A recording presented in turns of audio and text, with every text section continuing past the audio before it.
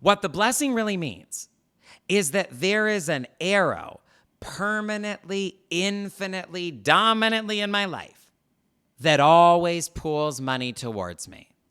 Because the blessing is on me, things always work out for me.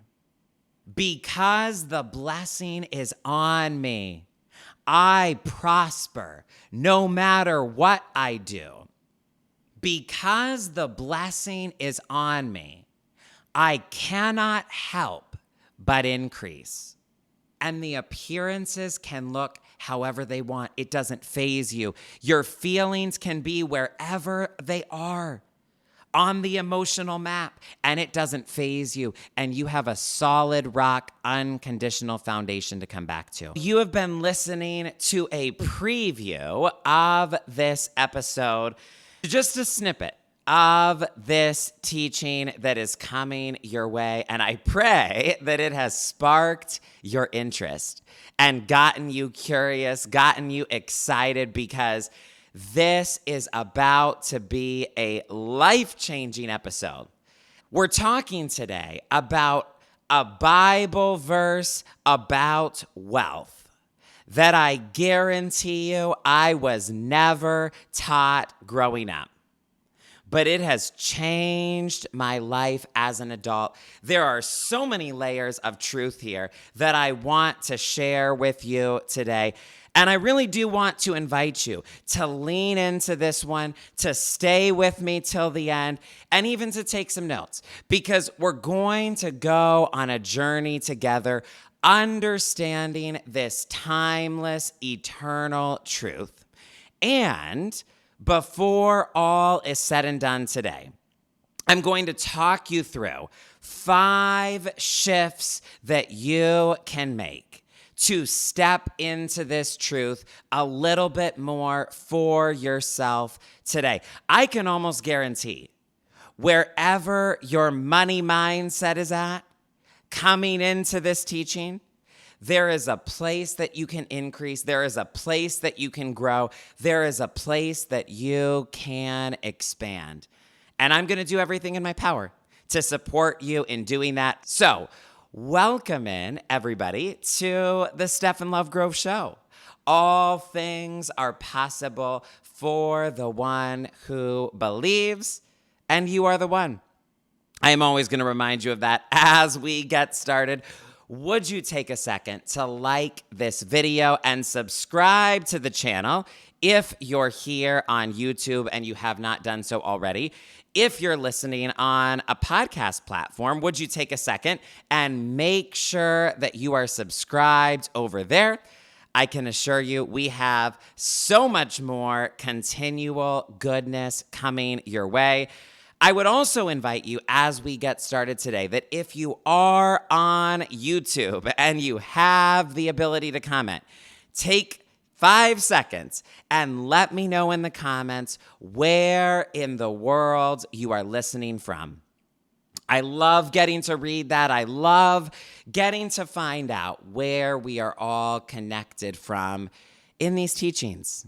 And this is such a special community. I am honored to lead it. I am honored to get to share with you. But before we get to the controversial Bible verse I was never told about wealth, I want to begin today by sharing with you something that I call a tale of 2 pastors. This is a quick little story, and it's also a true story that really happens here in the United States. I'm calling it a tale of 2 pastors, and we're not going to use their names. We're going to call them, for the sake of this episode, Pastor 1 and Pastor 2.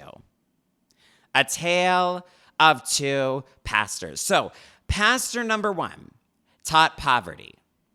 He taught people, he taught his congregation that it was spiritual to be poor, that they really shouldn't expect God to provide financially, that maybe at best somebody might get lucky and find themselves financially abundant with some wealth. but that it certainly wasn't something you should ask for. It certainly wasn't something you should desire. It certainly wasn't something you should pray for or work towards or teach people to expect. And so at the end of the day, if we had to summarize, pastor number one taught poverty. Then we move to pastor number two. Pastor number two taught prosperity, a message of prosperity. He taught his congregation that God wanted to bless them, that they were meant to have an abundant life in every single way, inside and out, and that they were, in fact, meant to prosper. This is pastor number two. And so if we were to summarize, pastor number one teaches a message of poverty. Pastor number two teaches a message of prosperity. But then something interesting happens, because there comes a moment where pastor number one finds himself about to lose everything, about to go bankrupt. He finds himself about to lose his church completely. And it has reached a state of emergency for him and for this community, for this organization. They are out of funds. There is no money left. And so in this interesting moment, pastor number one sends a message in secret, certainly not publicly, but sends a message in secret to pastor number two, asking him, would you give an offering to help save my church? Would you be willing to give? Would you be willing to contribute? Would you be willing to do something in this situation? If we don't get funds, we're going under. Would you give an offering to my church? Now, to my knowledge, I believe pastor number two did indeed give in that moment as he felt led to do. But I bring up this true story that I like to playfully call a tale of two pastors. I bring this story up as we get started because I think it proves something significant that deep down we all know. When I think about this true story, it's very clear to me, both individuals, both pastors, both people in the story know that money is required for life on this planet, in this world, in this human experience. Both people in the story know that it takes money to fulfill their calling. I would even argue that both people in this story know that money can be a blessing in a moment when it is needed or required.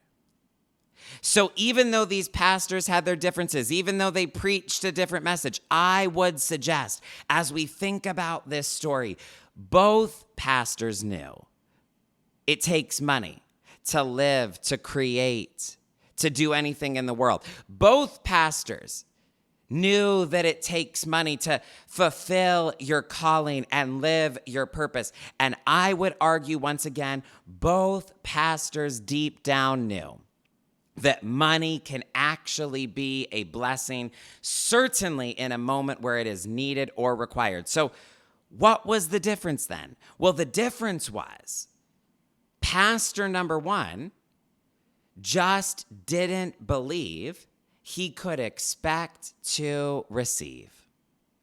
He knew that they needed money. He knew that money was required. He knew that at the very least in that situation, money would have saved the day. Money would make a world of difference, that money would be such a blessing right then and there to himself, to his church, to his congregation. He knew all of that. He just didn't believe he could expect to receive. And Pastor 2 did. And so when pastor number 1 got into crisis, he had to reach out to someone with a better belief system to help him receive.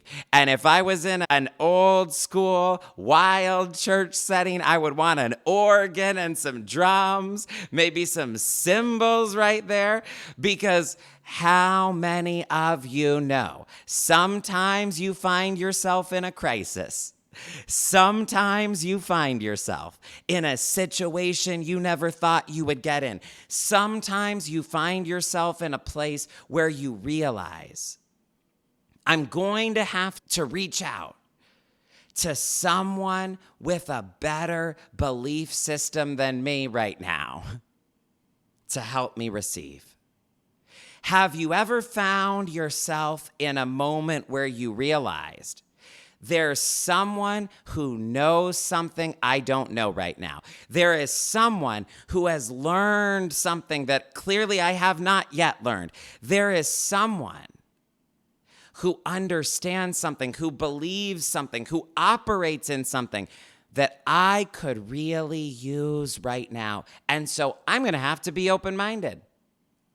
Now, I don't know how things all played out behind the scenes in the full story with Pastor 1 and Pastor 2. What I would hope is that Pastor 1 not only received the funds, but received something new on the level of belief, so that he was open to a new experience, so that he didn't have to get to that point ever again, so that he was permanently open to receive in a new way.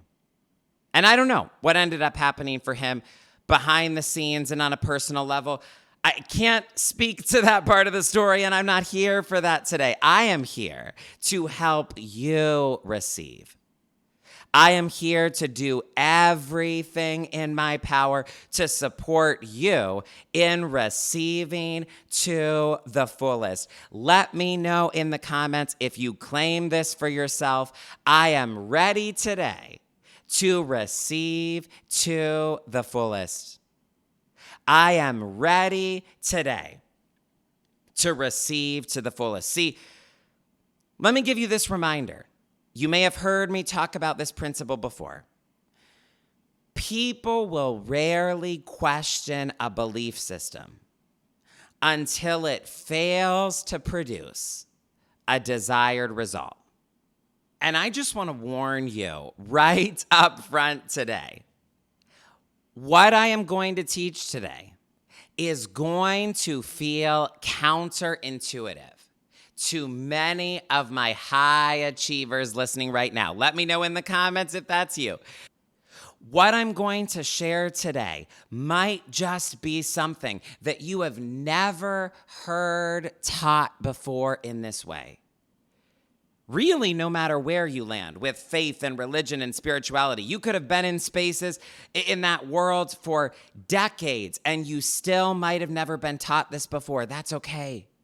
And I want to warn you up front, what I am teaching today is going to be controversial and, dare I say, even polarizing for some people.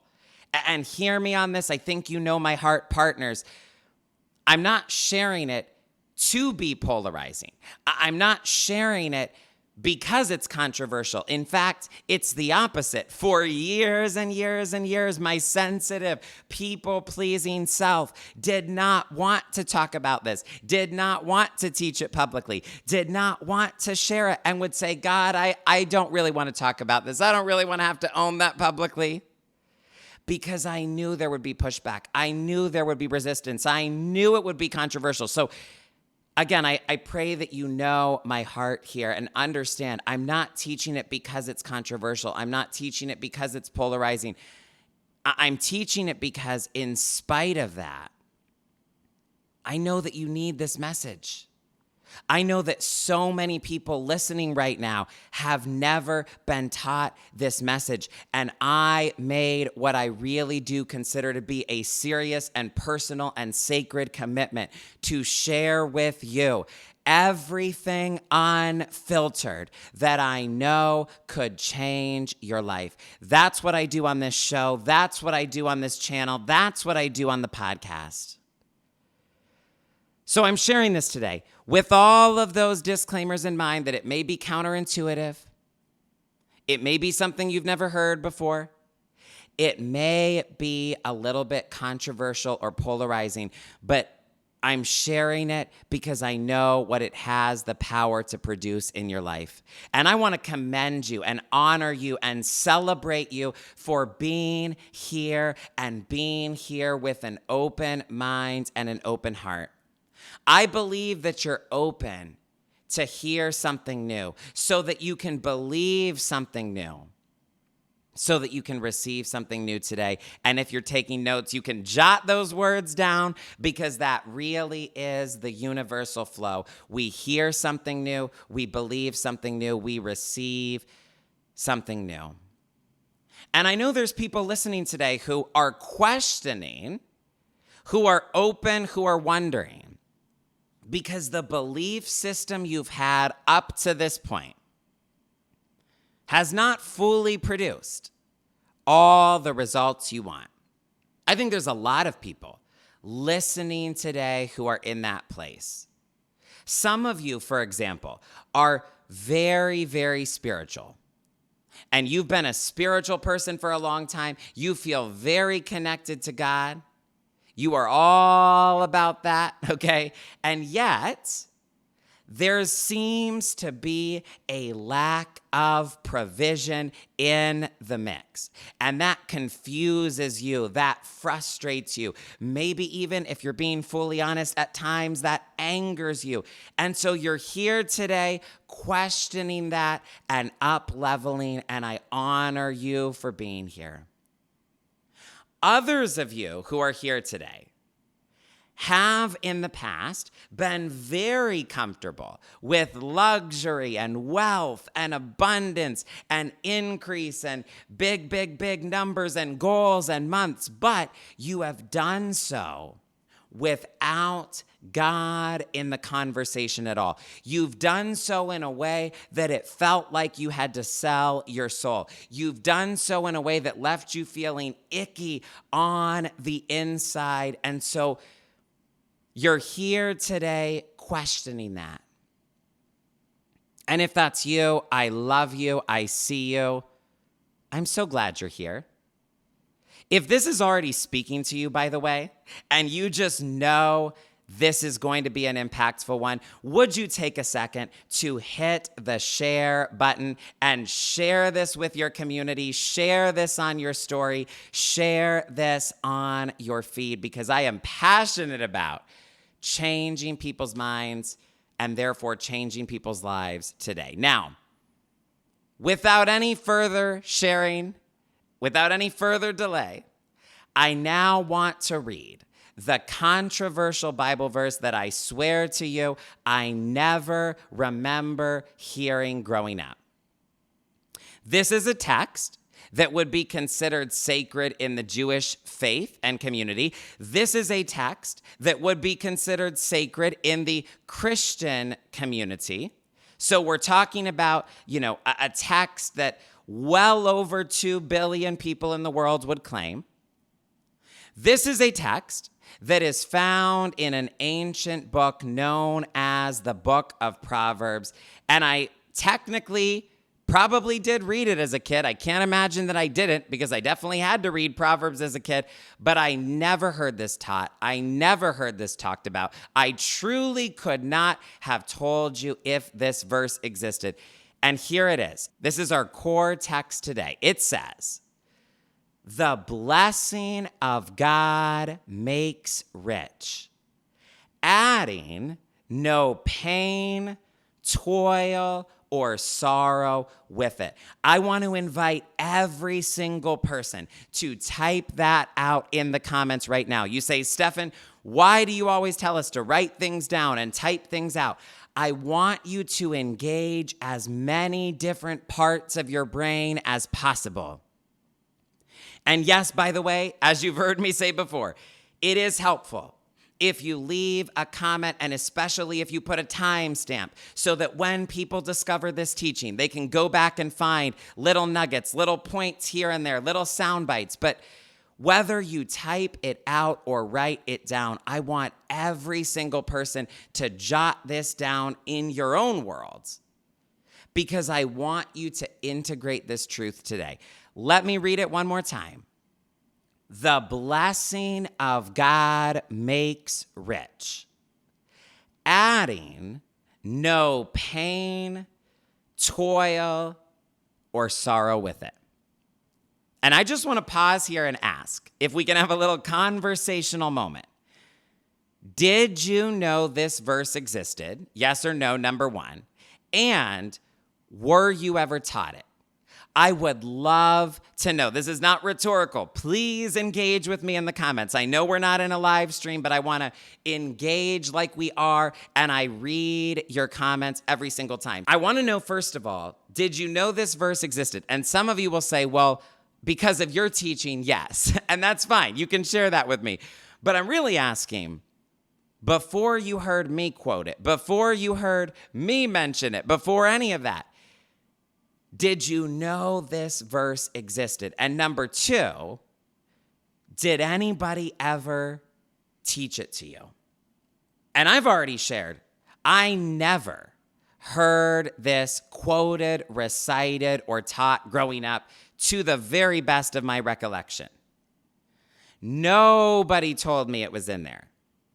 And maybe even more interestingly than that, when I did discover that it existed, which, by the way, I'm pretty sure happened either in year 1 or year 2 of the beginning of my business. When I did discover that this verse existed, I had so many people try to talk me out of it. I had so many people try to tell me, don't get your hopes up. Don't get that excited. Don't think it's that good. It doesn't mean what you think it means. Even when I did discover it existed, I had so many people try to talk me out of it. And at this point, I will just tell you, family, since I have started sharing all of these spiritual teachings and being willing to be vocal and public, even about this oh so controversial topic of prosperity, I have had so many religious people online want to argue. And I won't say it surprised me, because I had resistance to teaching this and talking about this for this very reason. I knew that that existed. I knew that there would be those people. But I've had so many people want to argue. And specifically, when I quote a verse like this one, maybe even exactly this one, they will immediately write it off and say, you know what it means? It just means spiritually rich. I mean, literally, I can put up a 60-second reel or short or video up on whatever platform, and somebody without fail will show up and respond. But it doesn't really mean that. It doesn't really mean rich. It just means spiritually rich. And so there's a lot of opinions, there's a lot of feelings, there's a lot of perceptions here, but I have felt led, and I have been working on this for quite some time, to do a teaching specifically about this one verse, because I believe this is a crucial principle for us that has a lot of truth to speak to your world, to your finances, to your leadership, to your manifestation, to your business, to your calling, to your situation today. I believe this has so much to speak, and that there's a lot more to learn from it than might immediately meet the eye. So what we're going to do is we're going to walk through 3 undeniable truths that this text makes clear. And there's a lot of elements and layers of this that I want to unpack. So 3 undeniable truths that this text makes clear. And then at the end, I want to walk you through a sequence of 5 shifts that you can make on your journey. And I want to be very clear. All 5 are not going to be for every person, but it's a flow, it's an order, it's a sequence where these 5 shifts essentially walk you through the building of this belief, the building of this foundation. Really, we could say the building of this belief system. And so wherever you find yourself today, whatever your dreams, whatever your need, whatever your desires, whatever your responsibility, whatever your calling entails, and wherever you may be when it comes to your current money mindset, we're going to move you forward into more goodness, into more blessing, into more abundance today. So let's begin with 3 undeniable truths that this text makes clear. First and foremost, undeniable truth number 1 from this text. Blessing means blessing, and rich means rich. Blessing means blessing, and rich means rich. I feel like when it comes to this first undeniable truth, we could really describe it as this is a literal truth.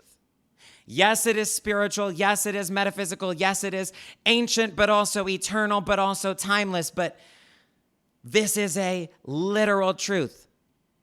And I think about how in one spiritual text, it comments on people are so quick to take something very literally if it lends itself to any kind of fear.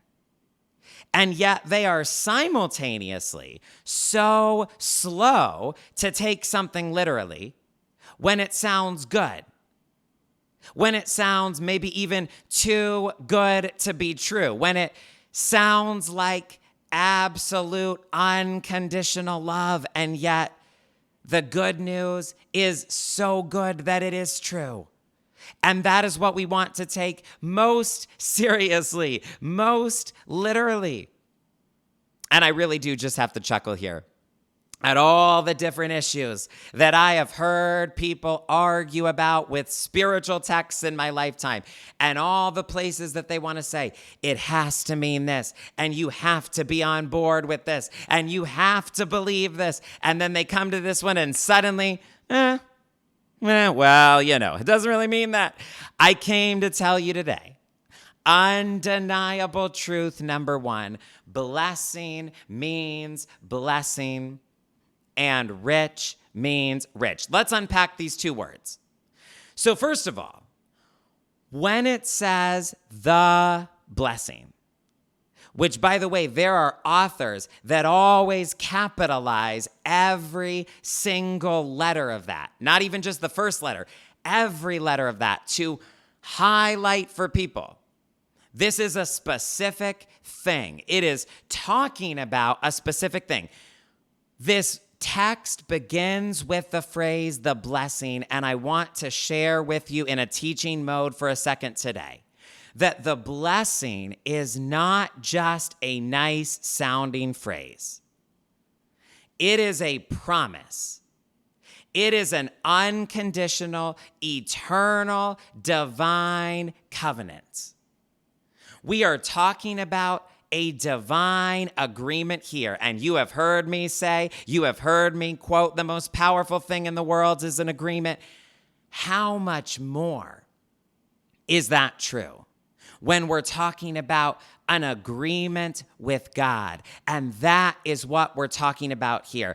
A divine principle, a divine covenant, a divine promise. Now, I'm not going to break down all of the blessing here. I did an entire teaching breaking down this truth, this story, this concept. It is archived on the channel. It is called, I believe, The Story of the Blessing from Start to Finish. And I highly recommend that you listen to it if you have not, or if you have not listened in a while. So I'm not going to give you all the principles about the blessing here because I've done that elsewhere. But let me just share here a couple of things for your info as I feel called to share. The blessing is a tangible thing that gets placed on someone in the invisible realm. Let me say that again. The blessing is a tangible thing that gets placed on someone in the invisible realm. If you talk to rabbis who believe in and practice and teach this concept from ancient times, they talk about the blessing in this exact way. They talk about it as a thing, and a thing that is just on someone that cannot be shaken. You may have heard the phrase, what God has blessed, no one can curse. Feel into that for a moment, because I know there's people out there, maybe people you grew up with, maybe people in your family, maybe people on the internet, trying to speak something horrible about you or over you, and maybe you need to hear and be reminded today, what God has blessed, no one can curse. But understand, the blessing is a thing, a tangible thing that gets placed on someone in the invisible realm. Now you say, Stefan, what does that mean to me? What do I do with that in my mind? Like, okay, so it's a thing. What then? Well, let's keep going. I also want to share with you today, in my Cliff Notes story of the blessing here, the blessing causes you to be empowered to prosper. So first, the blessing is a tangible thing that gets placed on someone in the invisible realm. Second of all, the blessing causes you to be empowered to prosper. You all know that I love a good definition. And the challenge for us when we use these texts is that so much of our language has changed. And as things are translated and conveyed and reworded in all these different ways, sometimes we use words differently than these texts are using, and it gets a little confusing. And so we hear the idea of blessing, and it sounds like something we say to somebody when they sneeze, or it sounds like a nice, pretty word for a greeting card or for a Pinterest graphic. It sounds like a nice synonym for abundance. And we miss the context. We miss the power here. There are two definitions of this blessing that would have been commonly understood at this time. And again, I'm not going to go into all of it here, but I want to share both of these core pieces with you for anyone who is encountering this or letting it click within them for the first time. So the first of those definitions is that the blessing means empowered to prosper. I want to invite every single person to type that out and write it out in your notes or in the comments, and maybe even to do so as a declaration. I am empowered to prosper. Man, that is good. It doesn't just mean there is some prosperity in your life. It's beyond that. It's bigger than that. It's greater than that. It means you are permanently, infinitely, and unconditionally, without limit, empowered to prosper. And I invite you to claim that for yourself. So that's one of the core definitions. The second of the core definitions that they would have understood at this time, and you can write this down in your notes or type this out in the comments as well, is that blessing always causes increase. Blessing always causes increase. And again, this is maybe not where our mind goes when we hear this word, but there is a powerful energetic principle today. I don't care who you are or what you believe or what your starting point is today. Lean in for this energetic principle. In this ancient culture and in these ancient texts, there was an understanding. If we're talking about blessing, we're talking about increase. And if we're talking about the opposite of blessing, a lack of blessing, what some people would even refer to as a curse, if we're talking about that, we're talking about decrease. This was an obvious, known, just universally accepted truth in this culture. Blessing means increase. Curse means decrease. Blessing means increase. Curse means decrease. That was just accepted, right? And I think it's so important to emphasize that for a moment because so many religious people over the years have tried to convince people the bad things are a blessing. Lack is a blessing. Sickness is a blessing. Poverty is a blessing. Struggle is a blessing. And so many religious people over the years have tried to reverse it. And almost, though I hesitate to use this word, it's almost like they've tried to gaslight people into believing that something that clearly doesn't feel loving, well, is actually loving. And something that doesn't seem at all like a gift is actually a gift. And something that doesn't at all seem like good news. No, it is good news.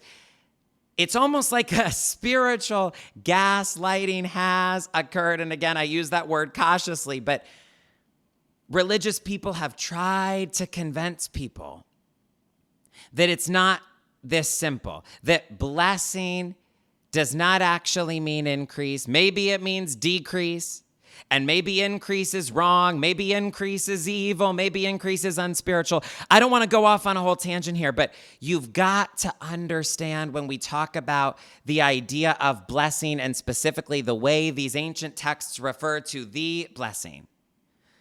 The blessing is a thing. A real thing, a tangible thing, a divine thing that gets placed on someone in the invisible realm. The blessing causes you to be empowered to prosper. And the blessing, literally by definition, causes increase. So I want to invite you to affirm with me today, every single person listening. If you're able to speak it out loud, feel free to pause if you need to and speak it out loud. If you're taking notes, write it down. If you're with me on YouTube, type it out in the comments.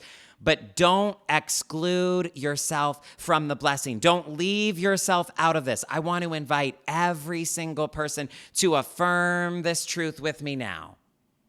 Because the blessing is on me, things always work out for me. Because the blessing is on me, I prosper no matter what I do.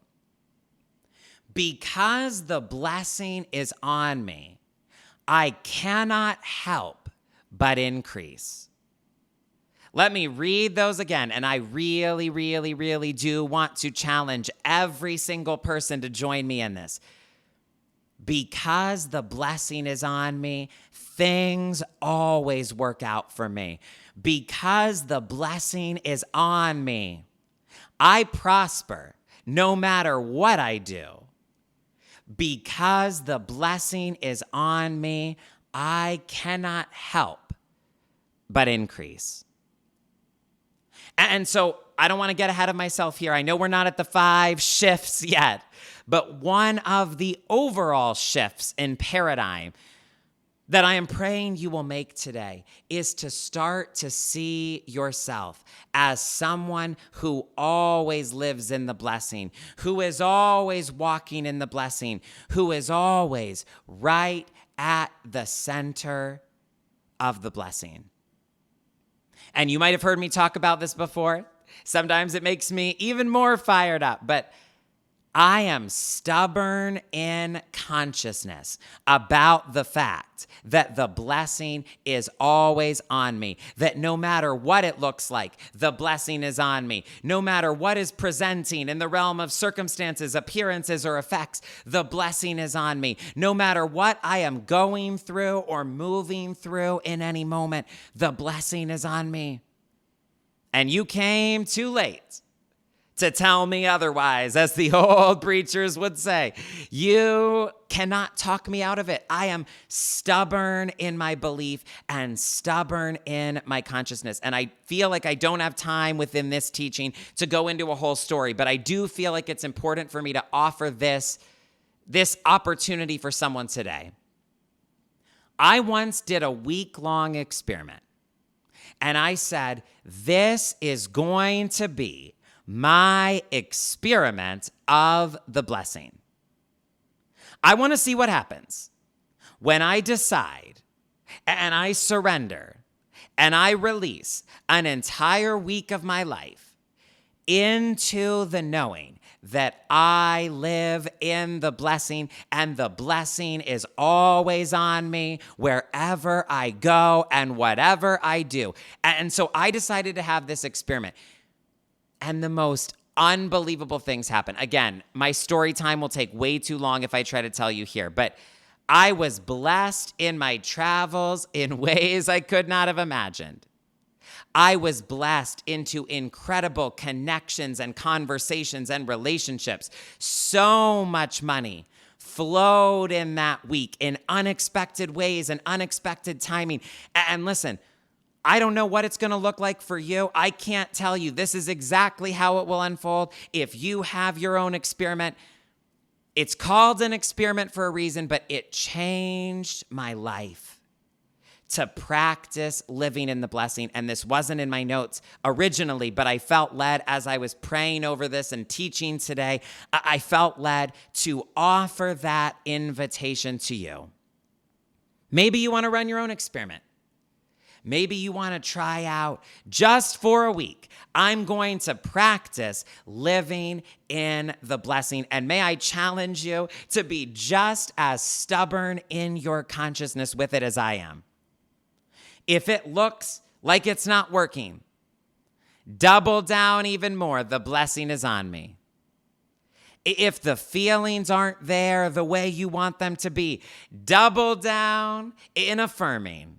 The blessing is still on me. And there really is something powerful about learning to trust that unconditionally.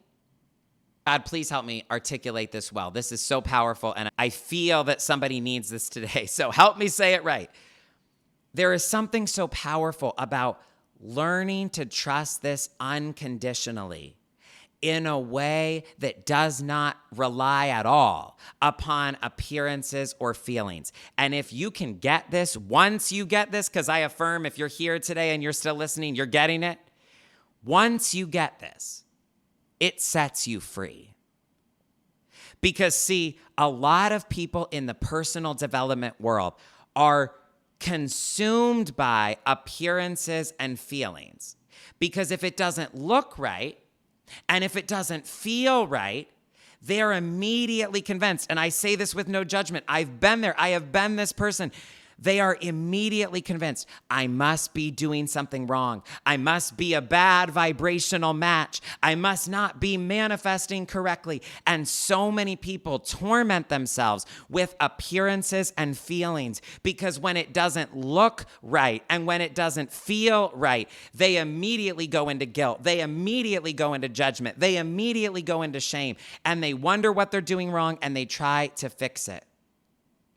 And there is so much unnecessary work in the energetic realm being done there. And I am telling you, it sets you free when you instead live from the paradigm that the blessing is on me and it is finished. And what God has blessed, no one can curse. And you begin to live in that space and you begin to walk in that space. And it's an unconditional thing. And the appearances can look however they want. It doesn't faze you. Your feelings can be wherever they are. on the emotional map, and it doesn't faze you, and you have a solid rock, unconditional foundation to come back to. So maybe that experiment is for you today. But that's the blessing part. And I pray that you can recognize as we talk about this text, blessing really does mean blessing. In every sense, in every use, in every definition of the word, it always means something good. It always means something abundant. It always means something successful. And specifically, it means you are empowered to prosper. It means increase. So on this undeniable truth, number one, blessing really does mean blessing. And also, rich really does mean rich. And I'm not even going to spend a lot of time here because this is the truth. It's actually very hard to argue that it possibly means something else. You know, at the time of this recording, gymnastics finals have just occurred in the Summer Olympics. Okay. And I have gymnastics visuals in my mind because of that. But I also have gymnastics visuals in my mind because there's this phrase people use of mental gymnastics. When we don't like an idea that we encounter, when we're not ready yet to shift our beliefs, when the cognitive dissonance and the inner conflict feels uncomfortable for us, sometimes we move into a mental gymnastics and we do all of these tricks and all of these moves and all of these stunts mentally to try to reconcile the thing we don't like. And I want to suggest today, many a person in the church world, the traditional world, the religious world, many a person has done mental gymnastics to try to flip this around some way. It doesn't really mean that. It doesn't really mean rich. It actually just means spiritually rich. There have been a lot of gymnastics done, and yet it's just not a good argument. Because when I taught the 77 Days of Goodness series, it is an all-time classic. I highly recommend it if you have not listened. It's on this channel. It's on the podcast. But when I taught the 77 Days of Goodness series, and I taught through 77 individual truths that are all 100% good news, I did an entire word study on this. And you know what I found?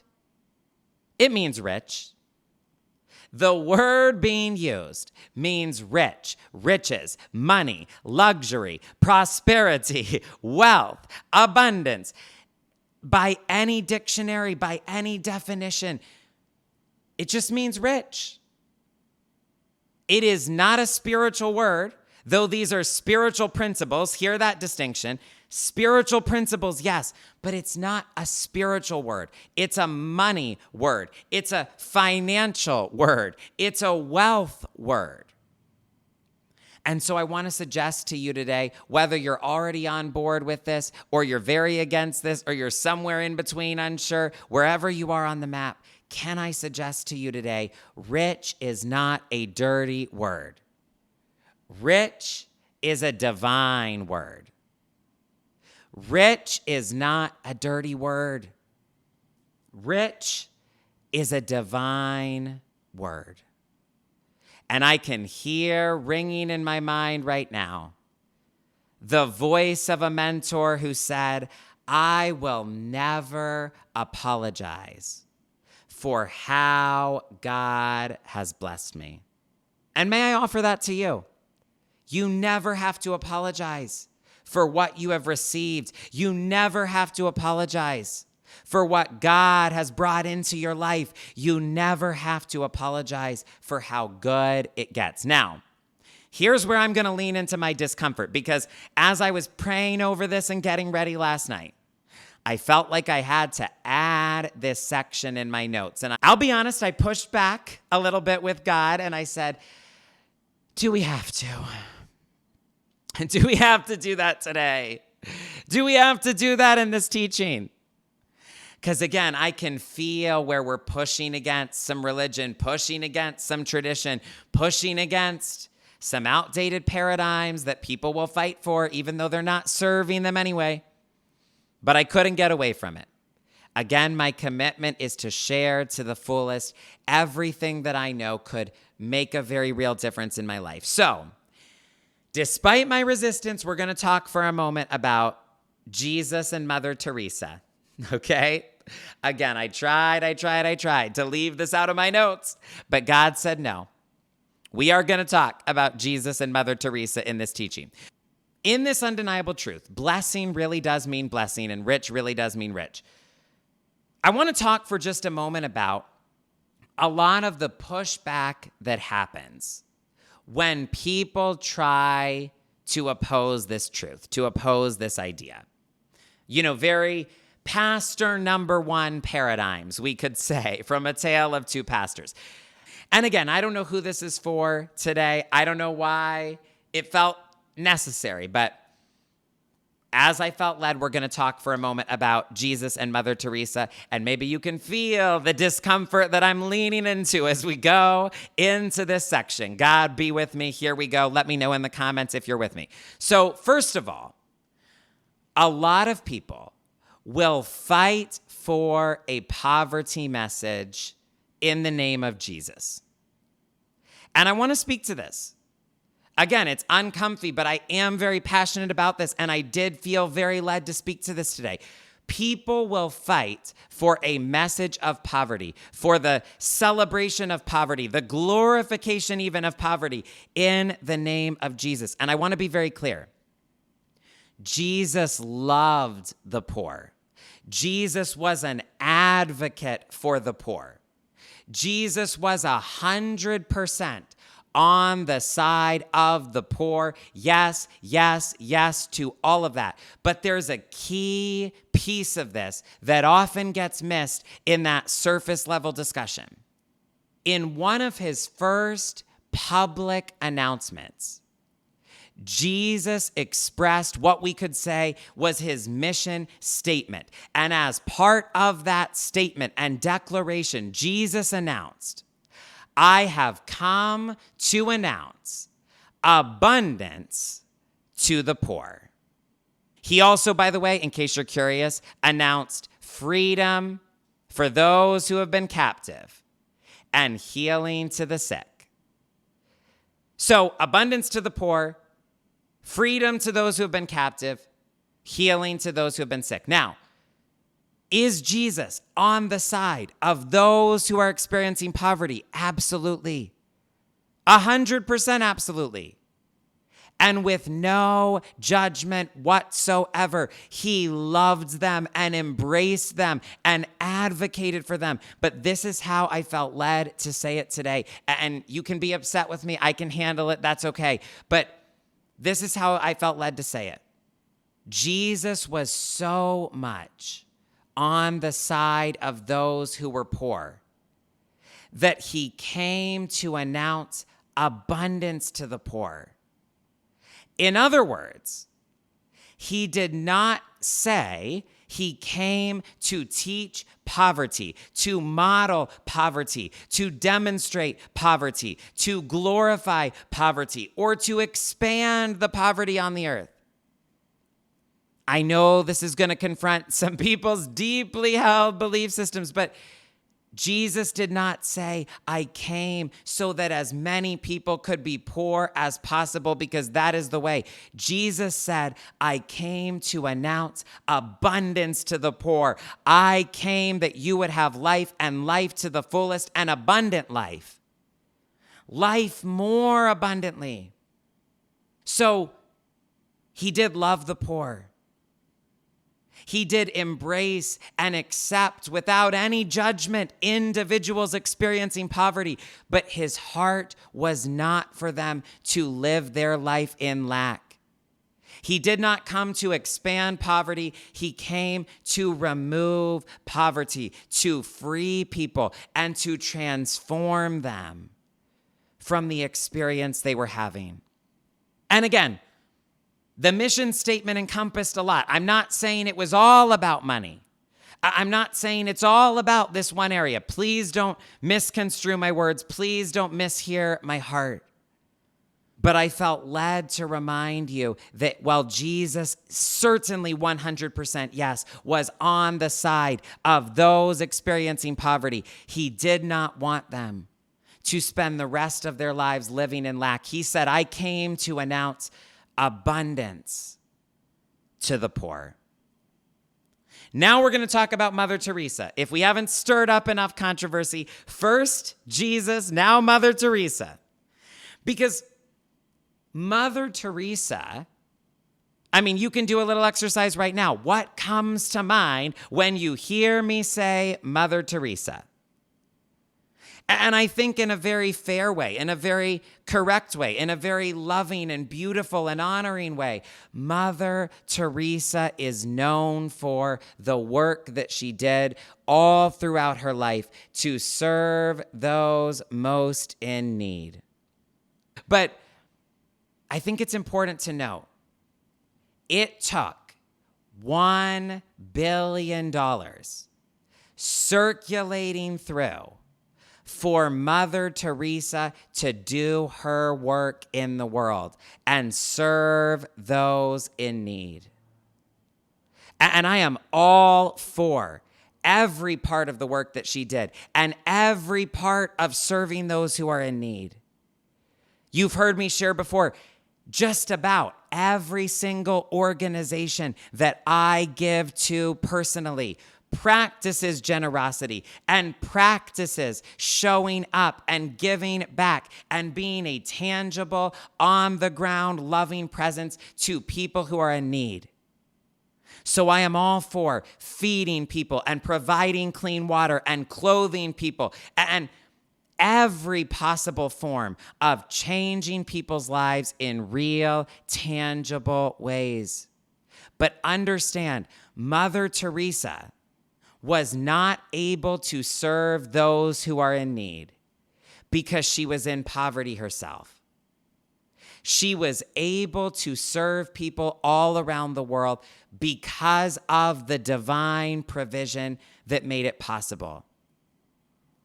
This is the truth that pastor number one had to realize when he didn't want to have to lose his calling, lose his assignment, lose his community. But he knew it would take help from pastor two to make it happen.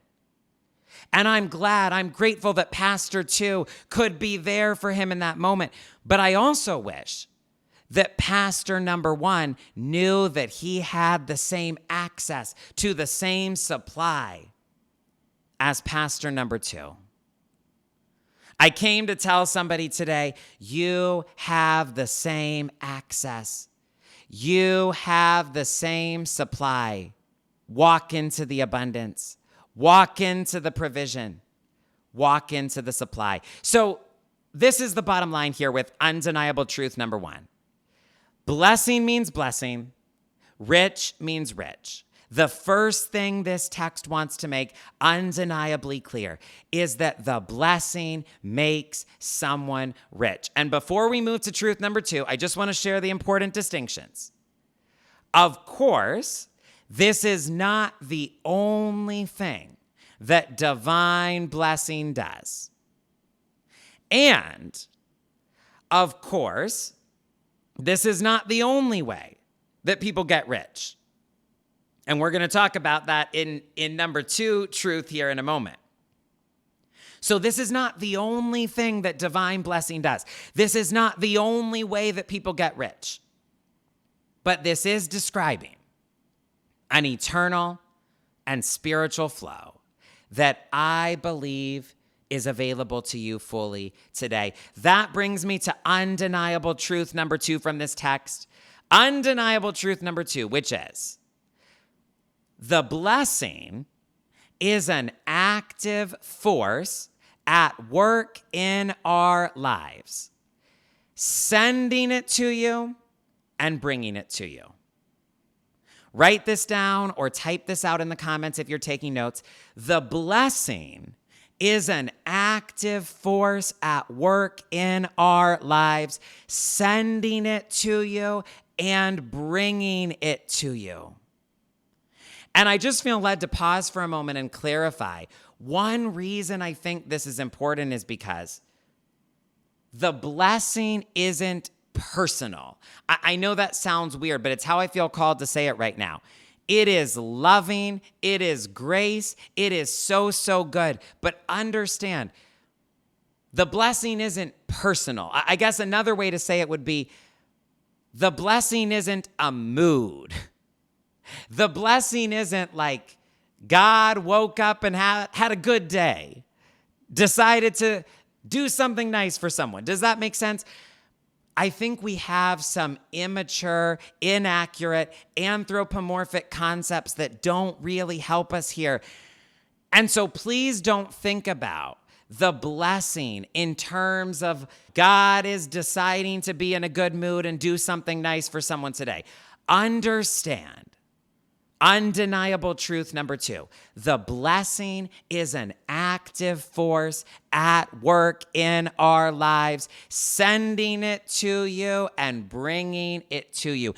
And on this truth in particular, what I think I really want to emphasize is the verb of the sentence, that the blessing makes you prosper, makes you wealthy, makes you rich. I want to point out and to emphasize here the verb of this sentence to show you the blessing is doing it. The blessing is making it happen. And oh my God, I don't know what it is today, but I'm in another moment where I'm like, I need my keys. I need my church organ. I need the cymbals. Some of you listening today have been trying so hard to make it happen on your own. And the questions that are ringing through your mind sound like, what am I doing wrong? What do I need to fix? Why can't I make it happen? What am I doing wrong? What do I need to fix? Why can't I make it happen? And I am here today to hopefully invite you out of the performance zone, the achievement zone, the hustle zone in your mind, and into the grace zone.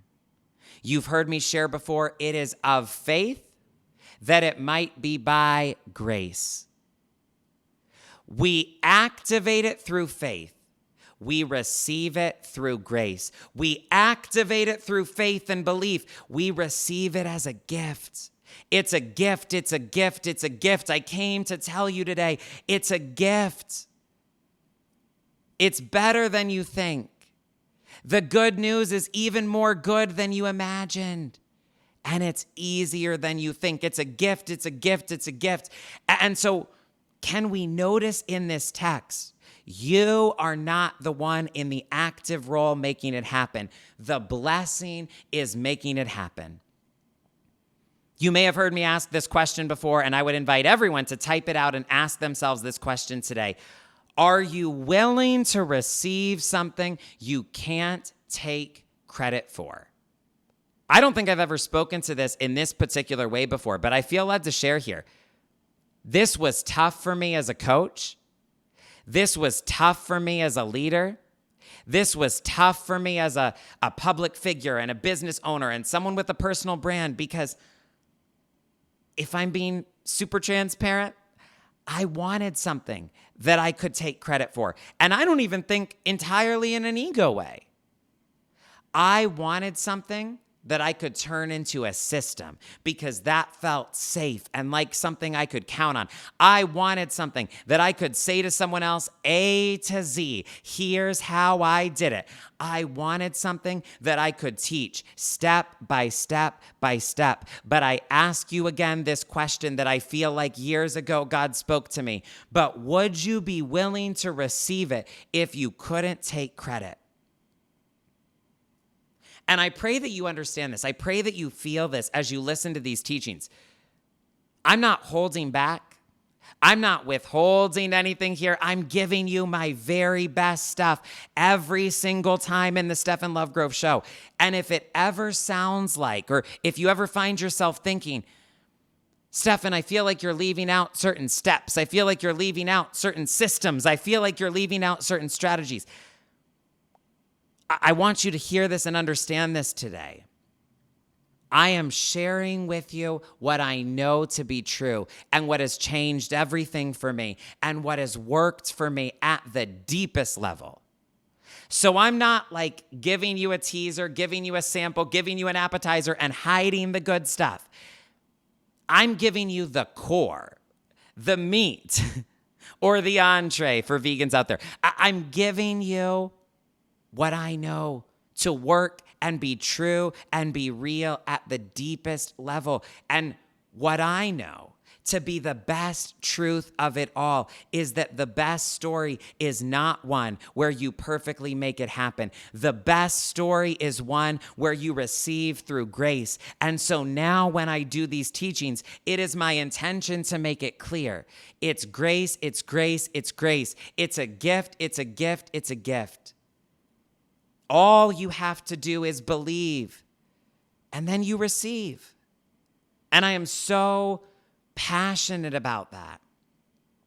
So undeniable truth number 2 is the blessing is the active force. It's not you making yourself wealthy. This is life-changing for somebody today. The reason it hasn't worked up until this point is because you have been trying to do it on your own. You have been living in isolation. You have been living in separation. You have been trying to achieve it. You have been trying to be worthy, be deserving, be good enough, and you have been trying to make it happen.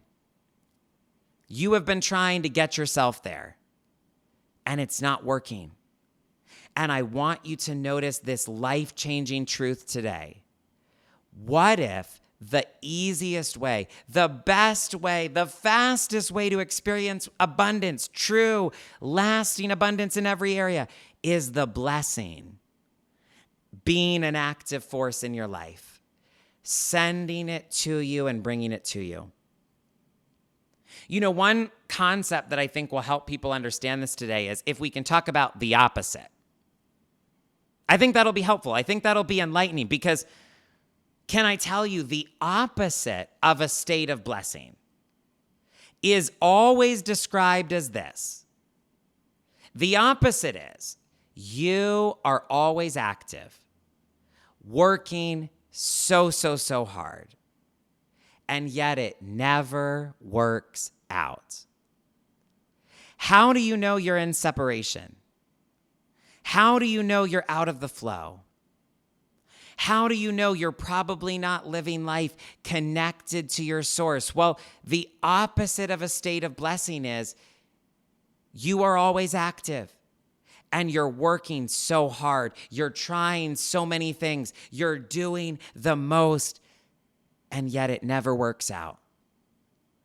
And there's a part of your brain that comes and tells you, you're not doing enough.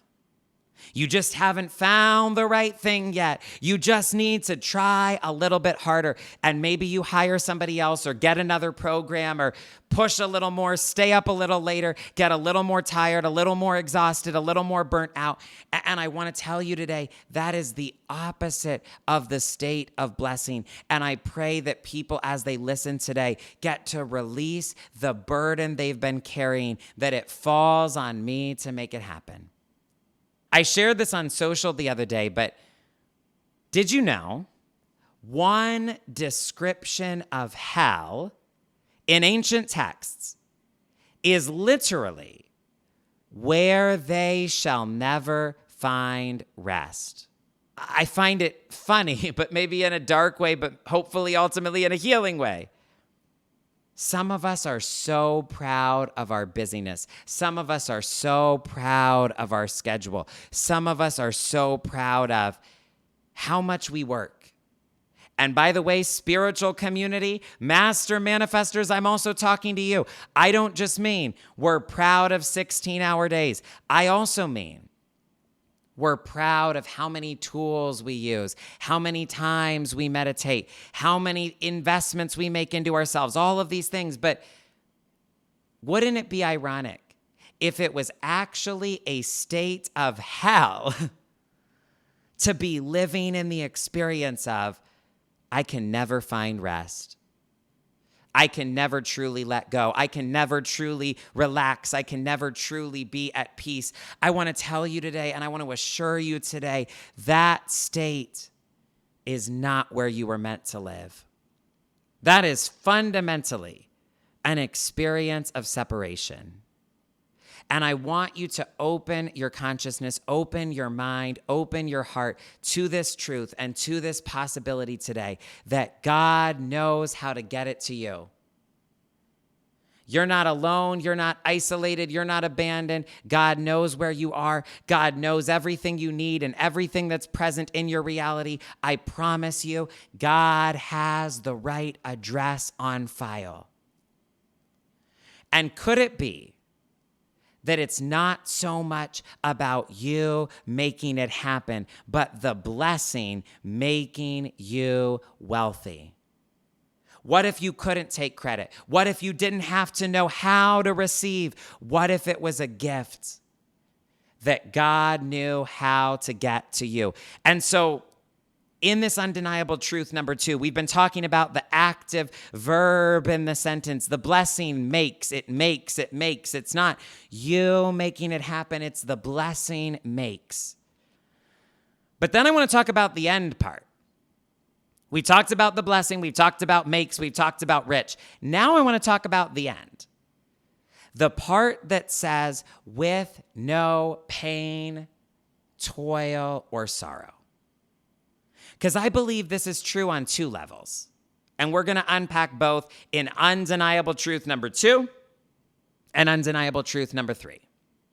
So, first level here of this truth. No pain, toil, or sorrow. Is that the wealth that the blessing brings you won't bring those things into your life. And this is hugely, massively important. We're going to get to that part in a second, and we're going to deep dive it in undeniable truth number 3.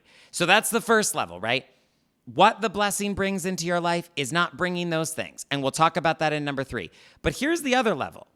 Here's the other clear meaning of this. This truth implies it doesn't require those things to get wealth. It doesn't take all that. Those actually aren't necessary ingredients. And so before we move on from undeniable truth number 2, I want to make it clear. This text is describing a flow of how you receive, of how you increase, of how every single one of us can become wealthy and enjoy it and sustain it for the rest of our lives. And it wants you to know it doesn't take pain to make it happen. It doesn't take toil, which is hard, exhausting work, to make it happen. It doesn't take sorrow to make it happen. And I pray that these paradigms are being adjusted and transformed and healed and upgraded and replaced in our mind as we listen today. Because I want you to understand, it doesn't take pain. It doesn't take toil. It doesn't take sorrow. And some of you have blocked your receiving in the past. Some of you have been so resistant in the past because of what you think it's going to require and what you think it's going to take and what you think it's going to ask of you. And yes, I'll be very honest. It may ask you to expand. It may ask you to get outside of your comfort zone. It may ask you to grow. But do you hear this difference? That is not the same thing as pain, toil, and sorrow. And that is such an important distinction. I want you to be willing to do the work. I want you to be willing to grow. I want you to be willing to show up even if it's uncomfortable. But don't let anybody convince you. It just takes pain to be where you want to be. It just takes endless, exhausting toil. It just takes a whole bunch of sorrow and a whole bunch of struggle and a whole bunch of suffering. Please don't let someone sell you on that, especially in the name of God, because I believe this text wants to make it clear. There is a way for the blessing to get it to you, and it's not you making it happen. It's God getting it to you. It's the blessing bringing it to you. It's something in the invisible realm making it unfold through grace.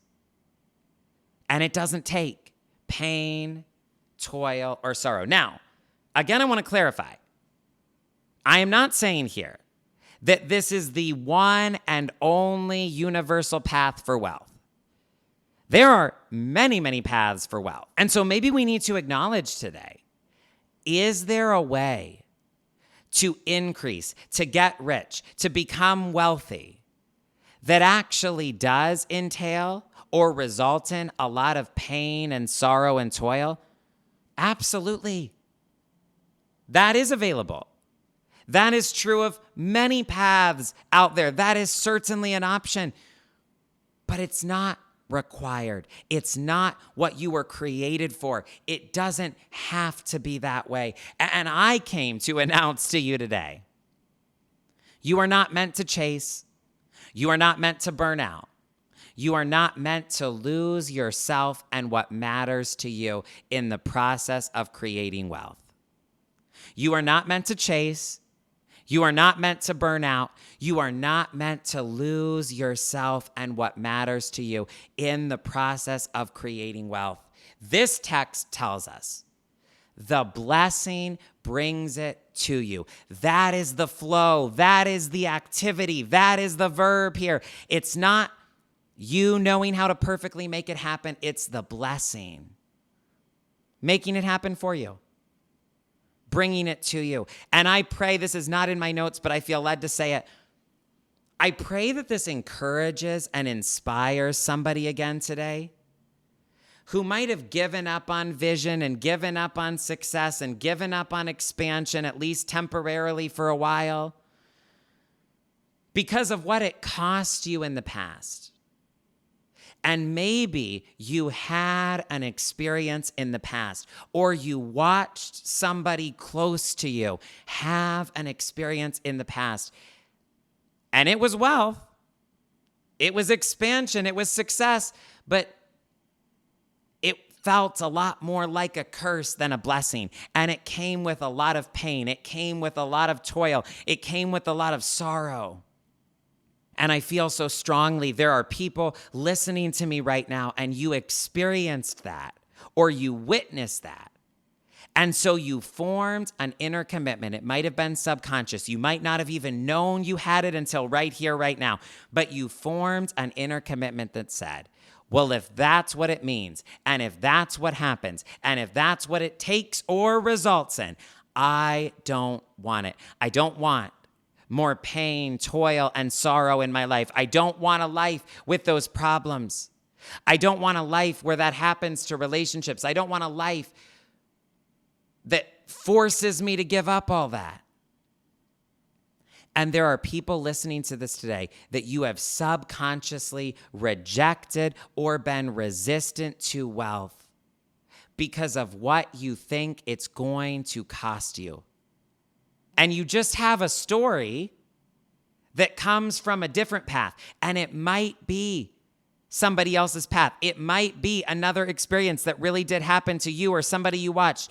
It might be real, but it's not required. It's not the only option. And I am here today to tell you there may be many paths to wealth. And you get to choose. You get to choose where you live in any sphere. You can say, I'm not interested in this and I'm going to log off and I don't care about wealth, period. That's okay. That's fully within your rights. But if you are interested in the wealth conversation, may I suggest to you, yes, there are many paths. Some of them have pain. Some of them have toil. Some of them have sorrow. What I came to talk to you about today is the blessing path. You know, there's a man who I have mentioned his teachings before in terms of money. His name is Victor Bach. And I bring him up here because in his teaching, in his writing, he uses the visual of two different arrows when it comes to money. On one hand, he visualizes there's an arrow that we could call attraction. This is where people talk about the law of attraction. And this is an arrow pointing towards you. This is the arrow that represents the inflow of money, the flow of energy, the flow of resources, the flow of money moving towards you. I want you to see in your mind's eye as I teach right now that arrow, the arrow that moves towards you. Then Victor Bach says we can envision another arrow. This arrow is going the opposite direction. If we had to describe it or give it a feeling or give it a name, we could say this arrow is repulsion. This is that needy energy, that excess energy, that pressure that we all deep down know doesn't help us receive at all. By the way, that's why you should always let the worry go as fast as possible, because it is never productive, and it is very likely to stand in the way of your receiving. So Victor Bach describes this flow, and I hope you're envisioning it with me. The reason that I wanted to reference that is I want to take that principle, I want to take that picture, I want to take that visual, and now I want to apply it to the truth of the blessing and the truth of this text. And I came to tell you today what the blessing really means is that there is an arrow permanently, infinitely, dominantly in my life that always pulls money towards me. No matter what, no matter what, no matter what. It truly is. If you understand this concept, it is like a permanent magnetic arrow that gets placed in your life in the energetic realm that forever, for the rest of your life, pulls money in, pulls resources towards you, pulls abundance into your direction, into your sphere, into your world. And this has been my testimony. You know, I first began to practice giving consistently, at least 10% every time I received in 2011. I typed that out with an exclamation point in my notes here because I was like, man, that seems like a long time ago. 2011. But that's when I started. And you know, I believed in it so much even back then. I didn't have a channel. I didn't have a podcast. I didn't have a business. I didn't have clients. I didn't have a platform. I didn't have these teachings. I didn't have an online community. But I will tell you, I believed in it so much even back then that I literally remember, and I haven't thought about this truly in years. God brought this to my memory last night as I was getting ready for this teaching. But I remember there was a hot summer night where I sat in a room of people. It was like teenagers, college students, people around my age in a basement. And I remember something I haven't thought about in years that God brought back to my memory last night. I remember sitting in that room speaking about this principle passionately to these people. And understand, I did not have a business at the time. There was no partnership at the time. Nobody in this setting was giving to me or to support my work in any way. But there I found myself in 2011 on a hot summer night in a basement talking to a bunch of teenagers about this of all things. And I was sharing this principle with them even back then because of how much it was already working for me. The arrow was real. The magnetism was real. The blessing was real. I could not believe it. And so I could not help but share it.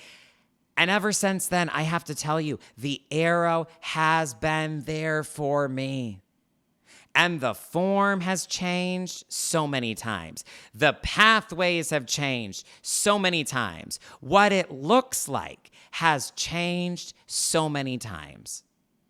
But there has been a consistent arrow just lingering there in the invisible realm is what it's felt like. And no matter what had to happen, no matter who it came from, no matter what it looked like, from before I had a business and through all the changes and stages since, money has flowed to me all along in ever increasing ways ever since.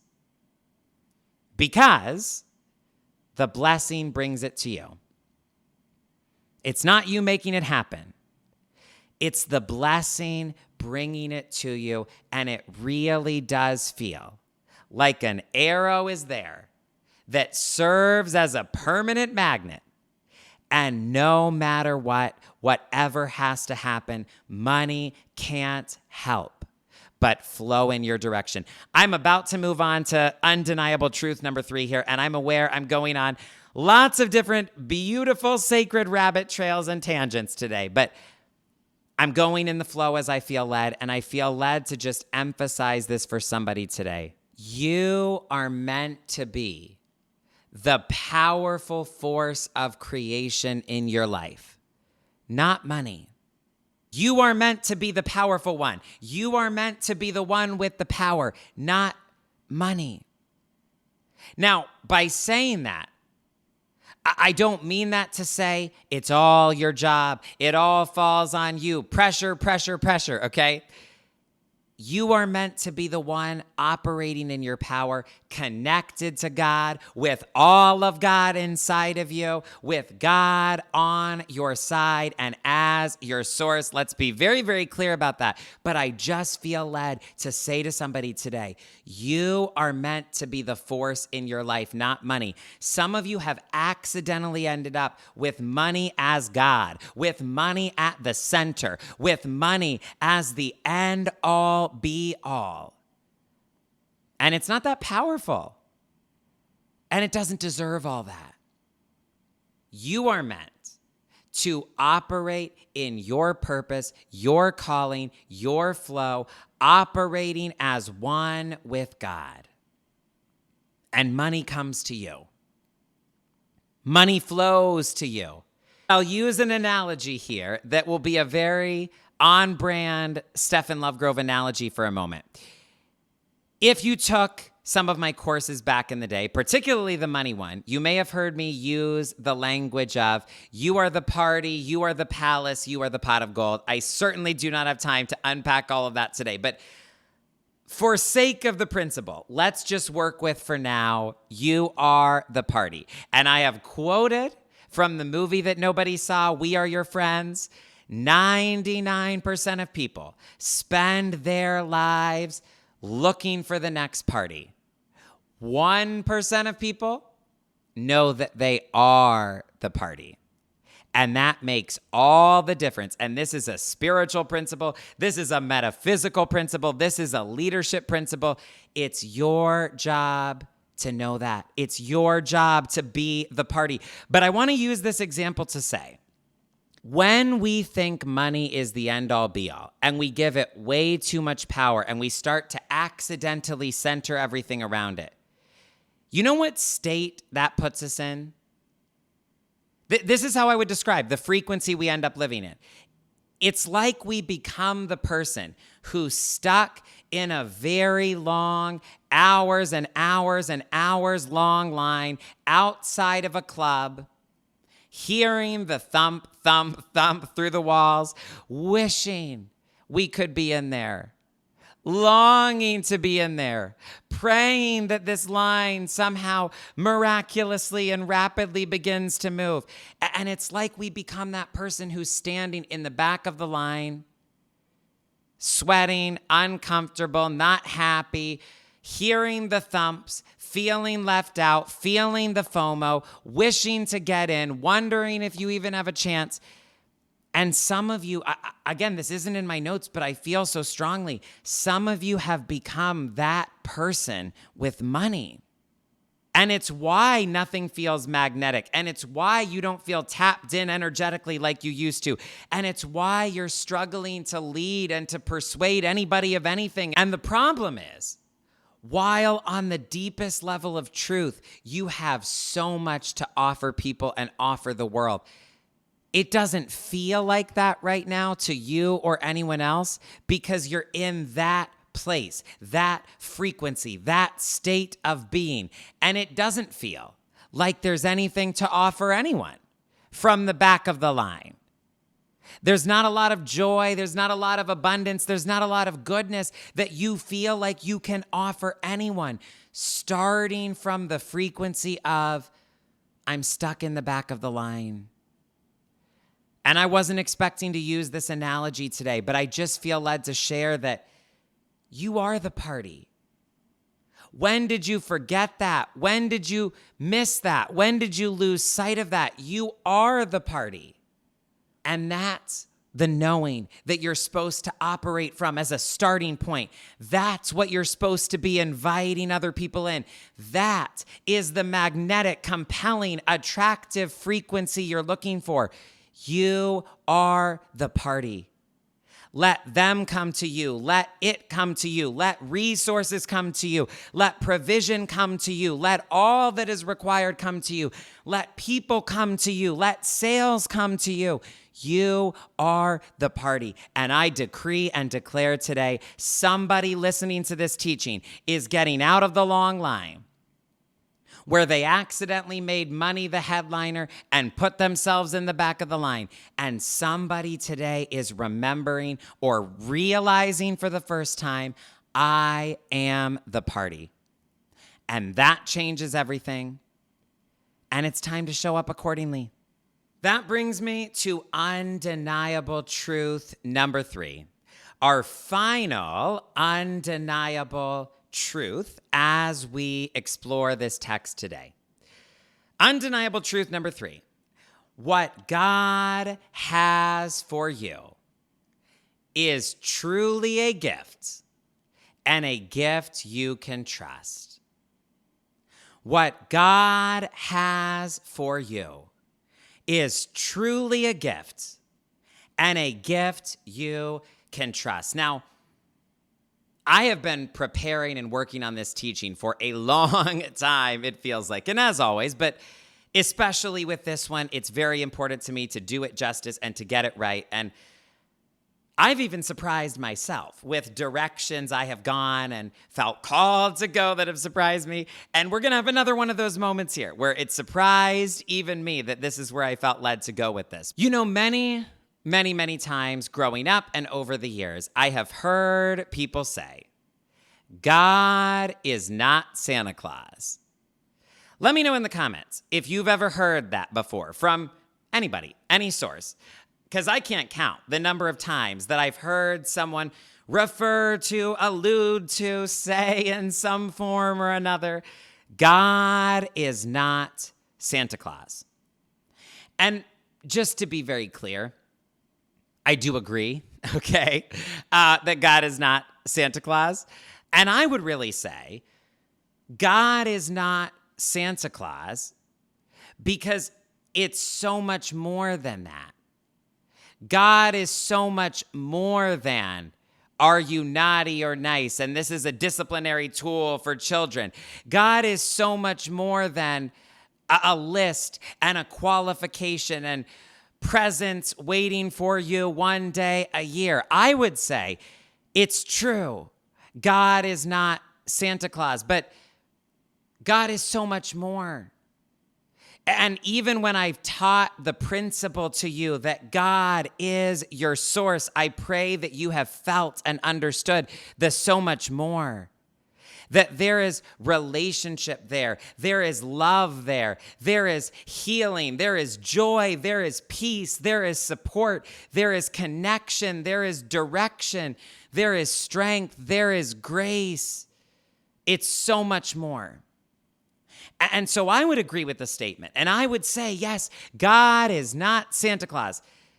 in a great way, because we're talking about so much more than just presents waiting under the tree one day a year. We're talking about a goodness, a love, a blessing that stays on you all the days of your life. God is so much more. And yet, what I am afraid of is that when people use that phrase and when they're talking about God is not Santa Claus, I am concerned that they mean something different, or at least that sometimes our brain hears something different. And that for a lot of people, I'm mixing analogies here, but what else is new on the Stephen Lovegrove show? I fear that the way a lot of times our brains hear it is, God is not the one who gives you the good presents. God is the one who at best gives you the box of mystery jelly beans. Let me know in the comments if you ever gave or received a box of mystery jelly beans. And some of them were great, some of them were awful. Some of them were yummy, some of them were laughably disgusting. See, I'm afraid, and I felt led to insert this section near the end of my preparation for this teaching because I'm afraid that a lot of us have been told God is not Santa Claus, but what our brain does with that information is, okay, so God is not the one who gives me the gift that is good, the gift that I really want, the gift that is going to bring a smile to my face. At best, God is the one who gives me mystery jelly beans, where it could be good, it could be awful. You just never know. Or, at worst, God is the one who gives me the awful socks or underwear or clothes that aren't even going to fit me anyway. And I wanted to speak to that because one of the core messages of my life is to do everything in my power to help people see that God is, in fact, unconditional love, that God is, in fact, on your side, that God does, in fact, really want every good thing, the very best things for your life. You know that I'm so passionate about this, and this is one of the core messages and purposes of my life. And so here we are at undeniable truth number 3, which is that what God has for you is truly a gift. And I guess I just want to ask you today, do you really believe that? Do you know that to be true? Do you believe it in such a way that you can trust the future, that you can trust the unknown, that you can trust what you are receiving? You know, there's a famous text that wants to describe for us what God is like. And it tells us, if you have even an average, decent, normal human parent, and you as a child ask them for bread, the text tells us, of course, they're going to feed you. You will receive bread, and it would be right and reasonable to expect that you would receive bread, not a stone.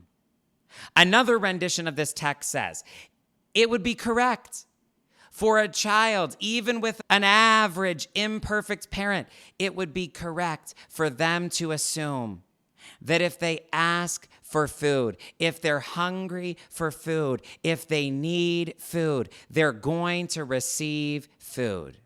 That their parent would not give them a snake or a scorpion or some other sort of trick or trap or negative thing. It would just make sense for them to believe, I'm going to be given bread. I'm going to be given food. I'm going to be given something for me, something I can enjoy, something nourishing. And so this text tells us, if that is the case, on a human level, with even an average imperfect parent, how much more can you expect the very best gifts from the God who is love? How much more so, it tells us, can you expect a gift, expect something truly good when it comes to God? And so I want to suggest to you, this text wants us to know what God has for you is really a gift. No disclaimer required. It is really a gift. One way that I wanted to say it, and I know I'm using so many examples and illustrations and metaphors today, I pray that it helps it sink in. But in the spirit of the Christmas theme, the Santa Claus theme for a few moments today, I want to ask, did you ever receive an off-brand version of something that was really, really disappointing as a kid? I remember one of my friends growing up really wanted a specific pair of Beats headphones. And, you know, at the time, and maybe still at the time of this recording, depending when you listen, they were trendy, they were popular, they were like a known item, right? A desirable gift. They were on the list of things people want. And a friend of mine wanted these Beats headphones. And so on Christmas morning, he's with the family, the relatives, the grandparents. He opens up a gift, hoping to find the Beats headphones that he really, really wants. And when he opens it, he finds that they sort of, kind of, halfway there got him what he really wanted, but not quite. He opens the package and he finds, sure enough, there were headphones in there, but it wasn't Beats. It wasn't that pair that was so visually recognizable, the one he had seen, the one he had asked for, the one he was fantasizing about. It wasn't that. It was some cheap, off-brand version. And I remember my friend, probably at 15 years old, telling me this story, telling me about opening this, and being conflicted because I should be grateful and you gotta be thankful for a gift and I can't complain. But man, these are not the headphones I wanted. It just doesn't hit the same. And I bring up that story today because in addition to how people think about what it means that God is not Santa Claus, in addition to the mystery jelly beans box if you never know what you're going to get, I think that deep down what a lot of people believe is that maybe God's going to send them the off-brand version. It won't be quite right. It won't be as good. It won't be the real desire of their heart. It won't be the totality, the fullness, the goodness that it seems like other people they know are experiencing. It won't be the good stuff. It'll be the off-brand. And I feel like this text comes to us today with just unadulterated, unapologetic good news and says, there's no catch here. There's no strings attached here. There's no disclaimer here. In fact, we could even say it this way. If you're going to look at this text as having a disclaimer, the disclaimer exists to make the good news even better, not to undermine it. And man, I feel this so strongly. That really is the difference. So many people have been taught some version of a message that has good news, but then the good news is undermined. The good news is mixed in, and there's also a lot of junk and a lot of bad and a lot of ickiness in there. The good news has disclaimer after disclaimer after disclaimer, so that by the time all is said and done, there's not much goodness left at all. And what I want you to see, I almost said unadulterated truth, undeniable truth number 3. what God has for you is really a gift. And the only disclaimer that this text gives is not undermining anything, is not canceling out or crossing out anything, is not, hedging the bets to make the good, a little less certain, a little less there. The only disclaimer exists to tell you this really is a gift with no pain, toil, or sorrow added. And I want you to hear today, this is not the off-brand, it is the real thing. I came to tell you today, everything that God sends your way is the real thing and the best thing. The real thing and the best thing. And so on the money front specifically, I want to suggest today, family, we can do away with any paradigm that sounds like more money, more problems. Let me know if you're with me in this. Let me know if you're willing to join me here in agreement on this. We can do away with any paradigm like that says the blessing, but disclaimer. The blessing, but it's painful. The blessing, but you're burnt out. The blessing, but sorrow. I'm not saying that there's not room for complexity. I'm not saying that we don't have a lot of feelings and emotions as human beings, of course.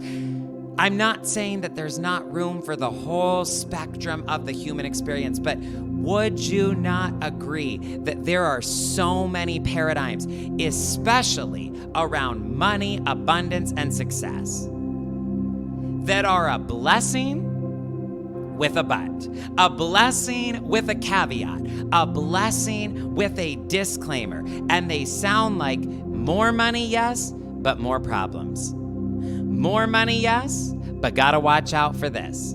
More money, but more stress, more fear, more alone.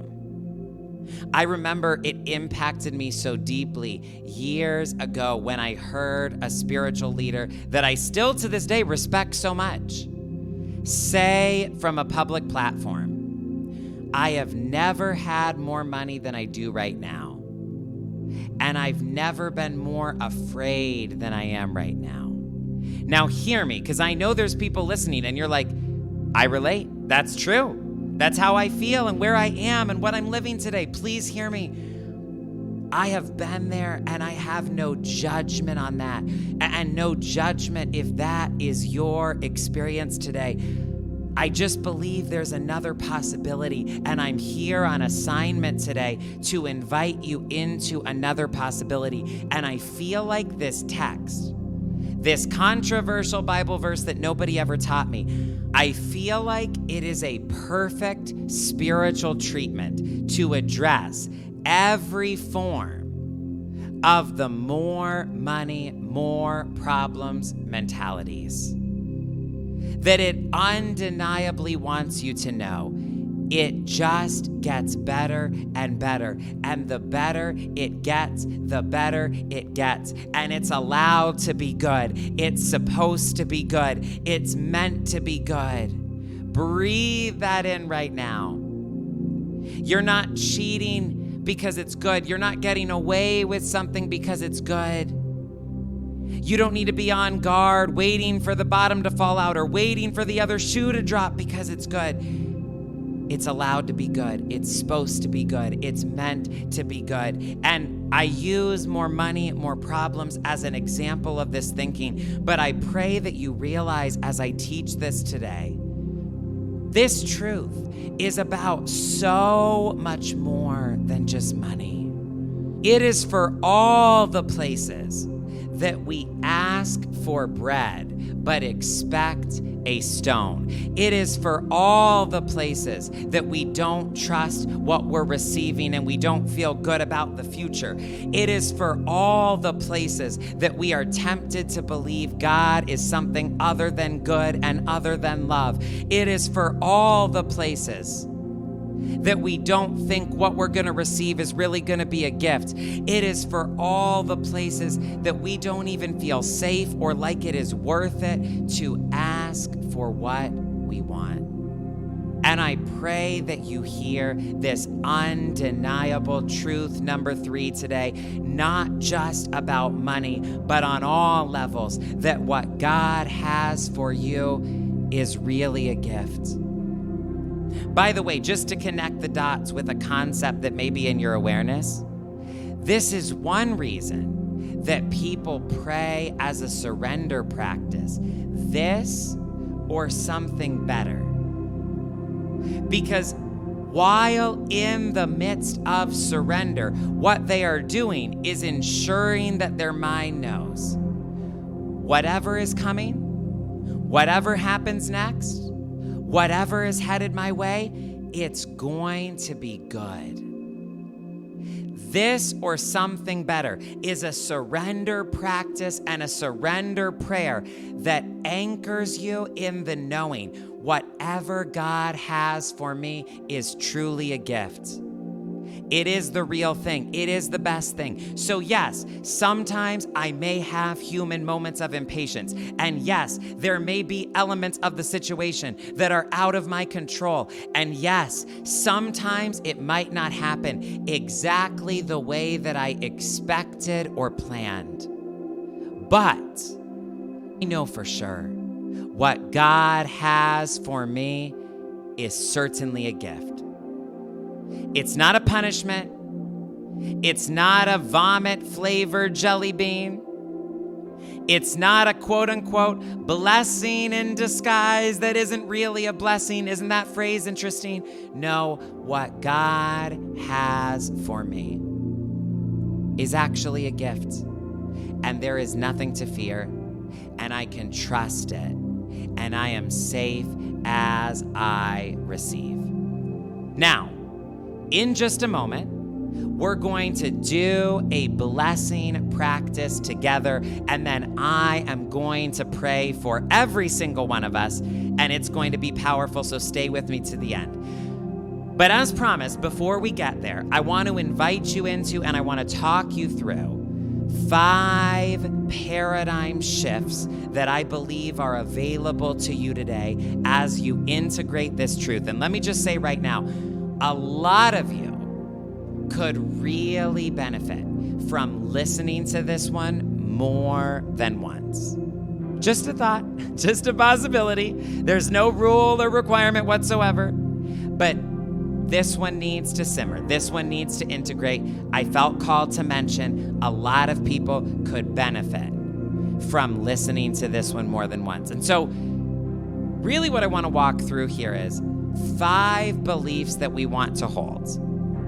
And I can honestly say, with confidence and courage and integrity, every single one of these that I'm about to talk through is an operational belief in my world. So I am living this, not perfectly, but to the best of my ability. I am embodying this. I am operating in this. I am walking in this. I would never invite you to do something or invite you into something that I wasn't willing to go first. Every single one of these shifts is something that I have stepped into along the way and something that has been a part of my journey. All 5 are not necessarily going to be for you equally, but wherever your belief system and wherever your money mindset have been at in the recent days, I'm inviting you to go a little bit higher, to make a shift, to move forward in this area today. Number one shift I want to invite you into is God is my source. For any of this truth to work, it all begins there. God is my source. I am not in this alone. I don't want to do it alone. I don't want to have an experience of separation. God is my source, and I'm going to connect on that level. I'm going to plug into my source. That is where it begins. That is where it all begins. And many of you know I just did an entire audio track all around the belief that God is your source. If you need help building that belief, that track is available for you. Multiple people who have been in my community for a very, very long time have told me within the last week, no exaggeration, no hyperbole, they think it is the number one track I have ever released of any kind, of anything I've ever done. So I highly recommend it, especially if you need some help and some work around this area. First place I want to invite you into is God is my source. And I just want to share a very quick spiritual text here that says, the message is this: become a friend of God. God is already a friend of you. And I speak that right to you, right where you are today. Become a friend of God. God is already a friend of you. So that's number one. All of this only works if we begin from the place that God is my source. Maybe you need to step into that today. A lot of you, though, have been in my community for some time. Maybe you've even used and heard and been working with that track. So let's keep moving through shifts and paradigms that are available to you today. Number two, the second one I want to invite you into is the belief. Okay, first, God is my source. Second belief here, second shift to make. God wants to bless me. God wants to bless me. I feel like I did the entire series of 77 days of goodness just to get us on board with this one, that God really does want to bless you. And that they really are a blessing, that what God has for you really is a gift, and you can trust it, and it will be good, and it will be goodness on every level. And so as we walk through these 5 today, I invite you to take a moment and pause with yourself and ask, okay, first, do I really believe God is the source? Number 2, do I really believe God wants to bless me? You know, in A Tale of Two Pastors that I started with today, it's heartbreaking to realize pastor number 1 did believe that God could bless some people, maybe even pastor number 2. But pastor number 1 was not convinced that God would bless him. That breaks my heart. But I also know trust is a byproduct of knowing how loved we are. And trust is something that is built through love and connection and communication. Trust is something that is built on a journey. Trust is something that is built over time. And I'm aware I have a track record of trust that has been built up over time. I know who I am, and I know how loved I am. So it's easy for me to believe, of course, God is going to provide. Of course, God has got me and got this. Of course, God wants to bless me. On one hand, those feel second nature to me, but I'm also aware that trust was built over time. And truly, built from a foundation of knowing how loved I am. And so perhaps the shift that you need to make, the belief you need to step into today is this second one, that God really does want to bless you. Then number 3, some of you I know are tracking with me. You're like, Stefan, I've been in your community. I've done a lot of work around those too. Okay, stay with me.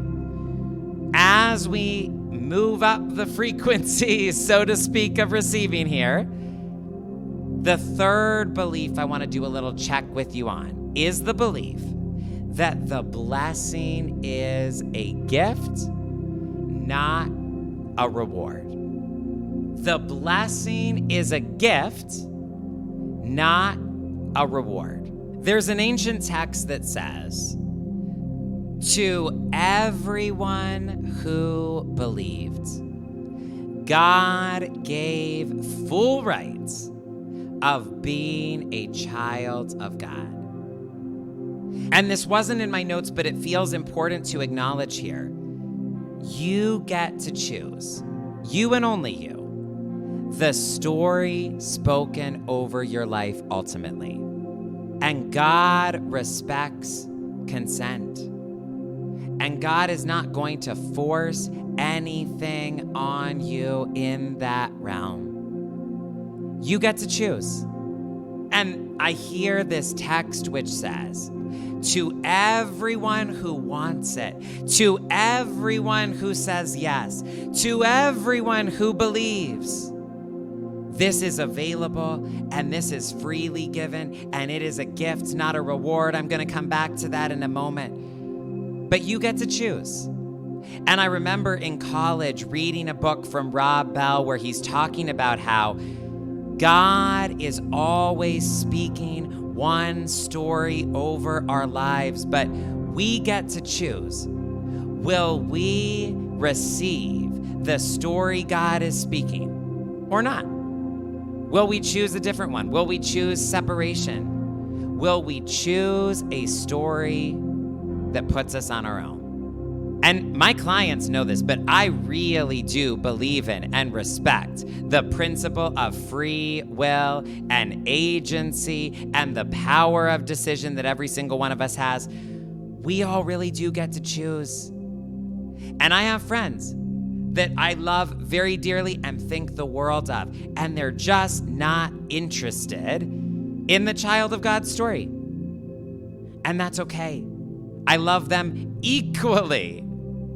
And they can make the choice, you know what? I don't believe that. I don't believe in any of that. You know how kids on TikTok say, claiming this, or they don't want to claim something, right? You can very much say, I don't claim any of that story for myself. I reject it. I do not believe it. And that is your right. But this is the way everything flows on a spiritual level. To everyone who resonates, to everyone who says yes, to everyone who opens their heart, to everyone who chooses to believe, and to everyone who chooses to receive, it is freely given. And so, again, truth number 3 that I want to invite you to shift into today is the blessing is a gift, not a reward. Some of you have been trying to work for it, trying to manufacture it, trying to make it happen. And I want you to hear this distinction today. Working in your calling. In other words, showing up, taking action, doing your work in the world. Working in your calling is not the same thing as working for the blessing. And God, I pray that that sinks in for people in a way that goes beyond words. Working in your calling is not the same thing as working for love. And I believe a shift that a lot of us need to make, and a belief that a lot of us need to step into today, is this third one. That the blessing is a gift, not a reward. And this is not going to flow to me because I did it perfectly. This is not going to flow to me because I made sure I was worthy. This is not going to flow to me because I did everything right. This is a gift, and my job is to receive.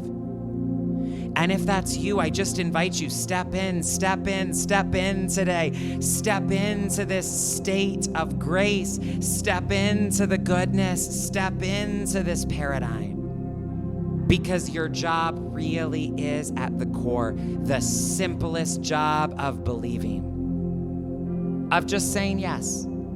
And if you're saying yes, yes, yes, right where you are in the moment, the story is for you. The message is for you. The blessing is for you.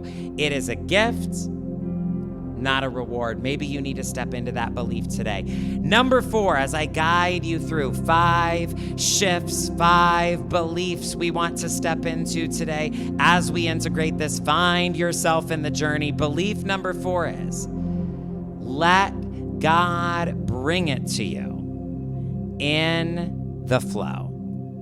Let God bring it to you in the flow. This is a shift, particularly for any of you who have been chasing. For any of you who have been so worried, so anxious, so stressed with your life and your consciousness revolving around money, and you have been the person in line at the club, wondering if you'll ever be good enough, wondering if the line will ever move, wondering if there's even a chance that you will one day, hours off in the distance, be able to experience what everybody else is experiencing. And the shift you need, the belief you need, the invitation you need today is let God bring it to you in the flow. God knows where you are. God has the right address on file. Could it be that God knows exactly how to get it to you? And so to me, belief number 3, shift number 3 is about realizing that all of this flows as a gift, not a reward. But then shift number 4 for you to step into is the understanding of how the gift gets to you and the understanding that God brings it to you, that under the blessing, you are not chasing things. Good is chasing you down. And that it all flows to you automatically in this place. That shifts number 4. And then shifts number 5 that I want to invite you into for whoever this is relevant for, and I worded it in kind of a fun way, but shifts number 5 is to release the off-brand fears. Where are you afraid that you're going to ask for bread and be given a stone? Where have you been afraid that you're going to expect food and instead get a snake or a scorpion or a pest? Where have you been seeing God as someone or something other than love? Where have you believed that the blessing is not going to be a blessing? The gift is not really going to be a gift? Where have you been scared to get your hopes up, scared to ask, scared to believe, and scared to expect? Because this 5th and final shift that I believe some people are stepping into today is to release the off-brand fears, to release every story that looks like, sounds like, or feels like some version of more money, more problems. To really let yourself believe it actually is going to be good. Not good with a disclaimer, but good that gets better and better and better and is ultimately better than anything I ever imagined. Where do you find yourself in these shifts today? Is it perhaps that what you most need is just to let your soul connect to God in this moment, for you to stop being your own source and to let God step in as God has always wanted to step in, but respects consent, respects your invitation?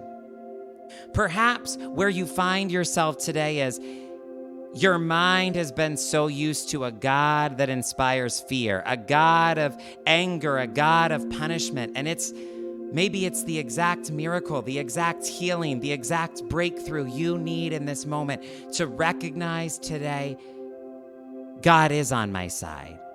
God is not against me. God really does want to bless me. Maybe you've been stuck hustling, trying to earn it, trying to be good enough, wondering why it's not here yet, wondering what you're doing wrong. And maybe the shift you need today is to receive. It's a gift, not a reward. It's a gift, not a reward. To everyone who wanted it, the gift was given. It's a gift. Maybe the shift you need today is to be still and to rest and to trust so that the blessing can bring it to you, so that God can get it to you in the flow. Or maybe there's just some off-brand fears that linger in your consciousness, and this is your divinely orchestrated, across all space and time, moment to release. I am certain even as I record this, even as you hear these words, there are people making one or more of these shifts all around the world. And I am so excited. I cannot fathom the updates, the reports, the testimonies that I'm going to receive and be able to share with you of what these shifts and what these beliefs produced in our lives.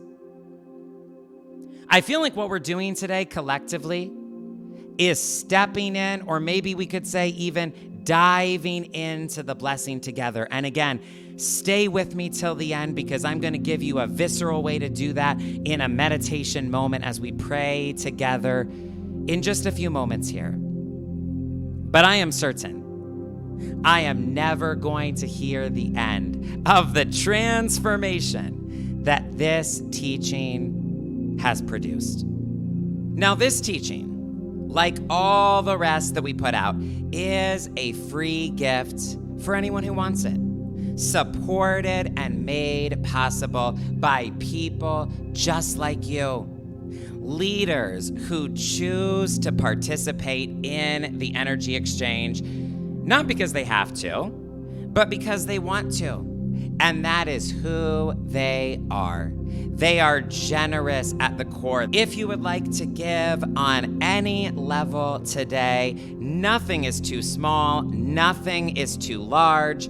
All of the options are available for you at lovegrovepartners.com. And I'm going to take a few moments and share a couple thoughts here as people give all around the world. And then we are going to end with maybe the most powerful part of every episode. We're going to end with an affirmative prayer together. And specifically today, I am going to walk you through every one of those 5 shifts during the prayer, as well as we're all going to, in a very visceral, sensory way that your subconscious mind can absorb, step into the blessing together as a community. So stay with me till the end. This is an opportunity and a moment for people to give, once again, at lovegrovepartners.com. And there's a lot of options on that website. You can make a one-time gift today.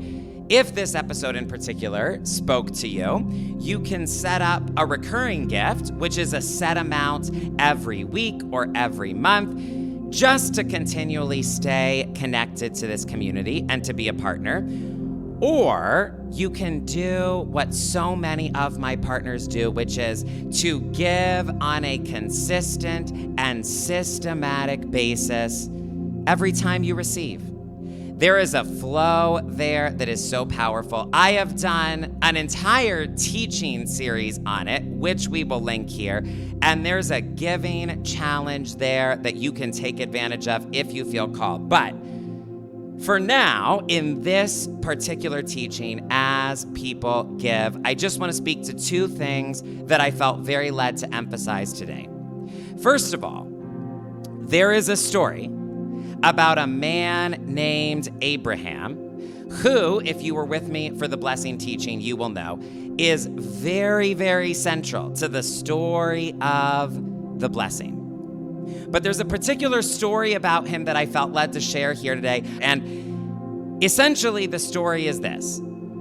Abraham is exploring new territory with his family, his loved ones, his crew. And they reach this point where he and his cousin, both the respective leaders of their family, are about to choose for themselves what land they want to settle on. Now, in the context of this story, there would be an understanding. Whoever has the best land wins. That was everything at that time. It was ownership, it was power, it was wealth, it was resources, it was territory. There would have just been an understanding. Whoever has the best land wins.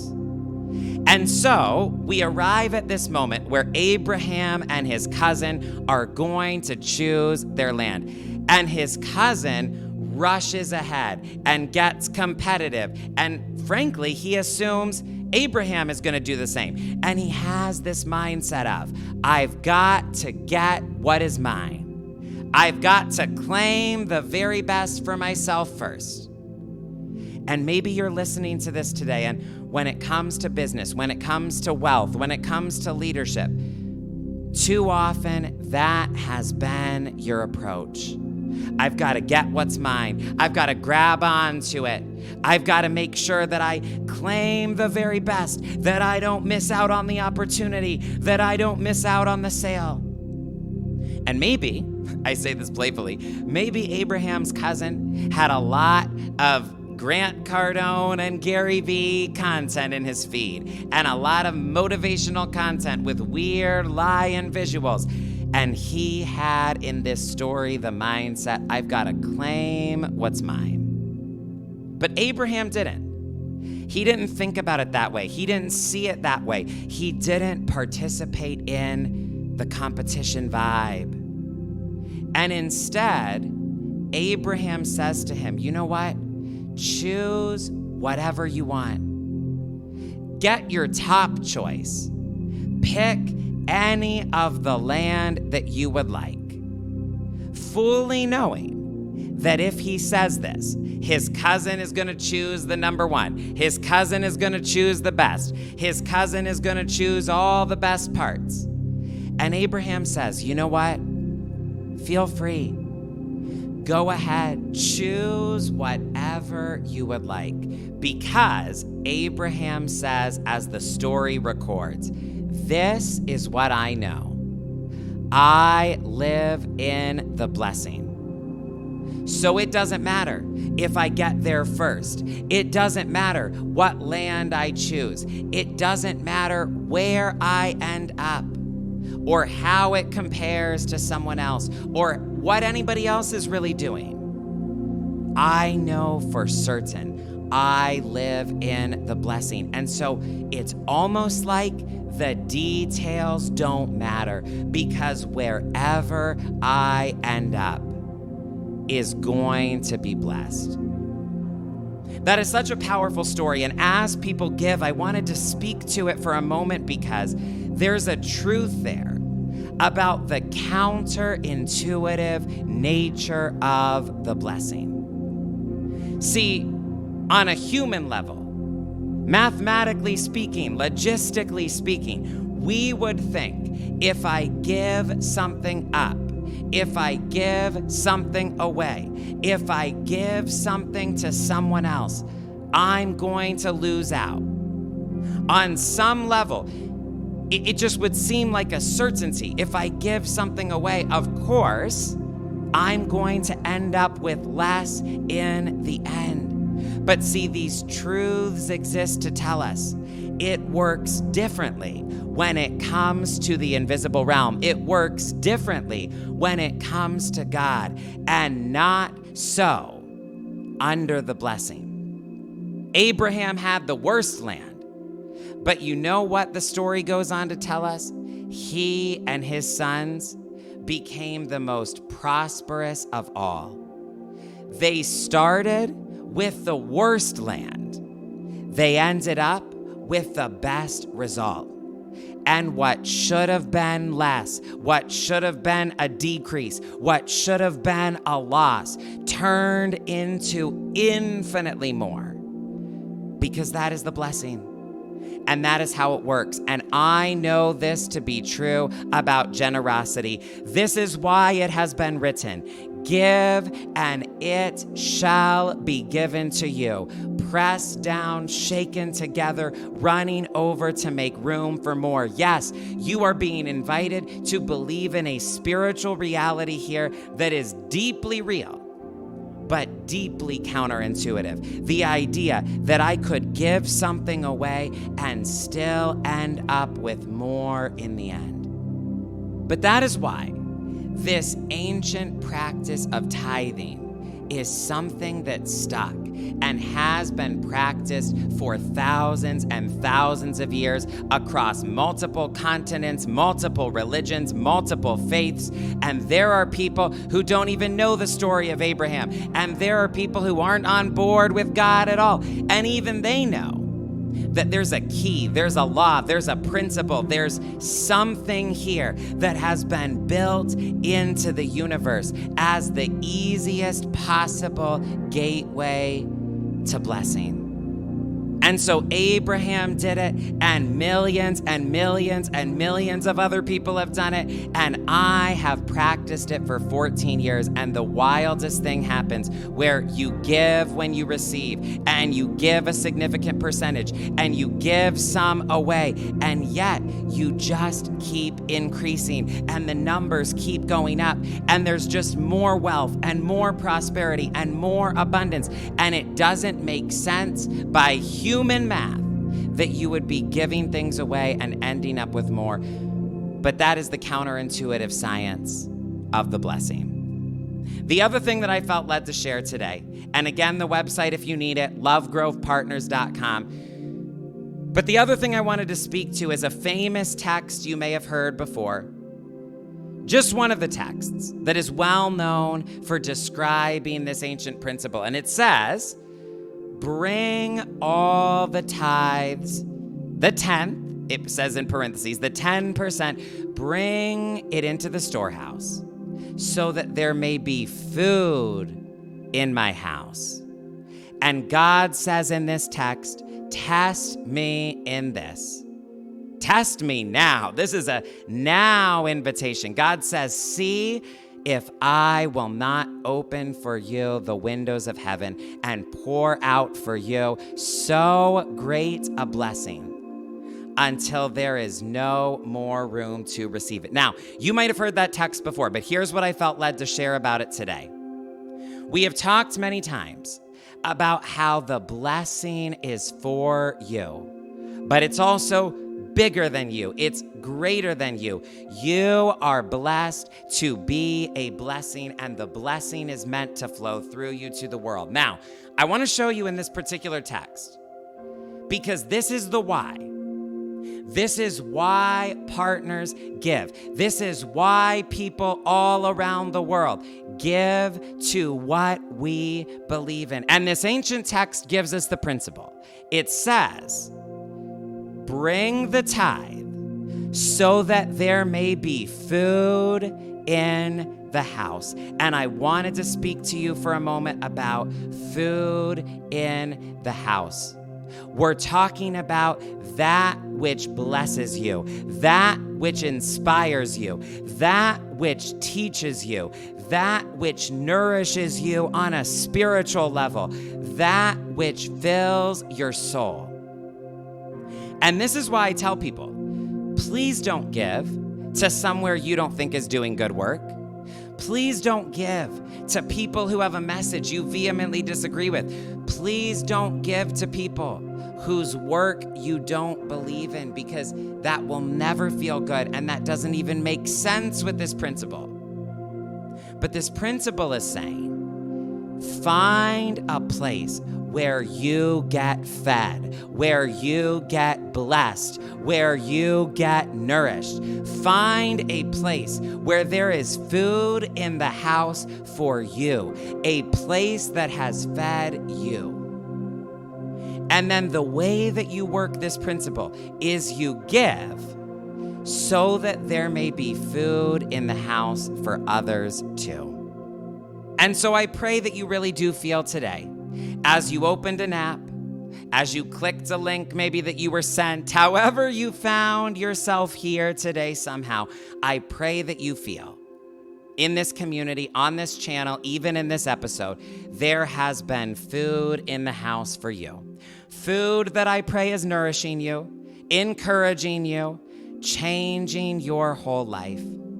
It is always my prayer and my intention that there is good food in the house here, and that you leave full and overflowing. And so that's the principle. We give so that there is food in the house for others.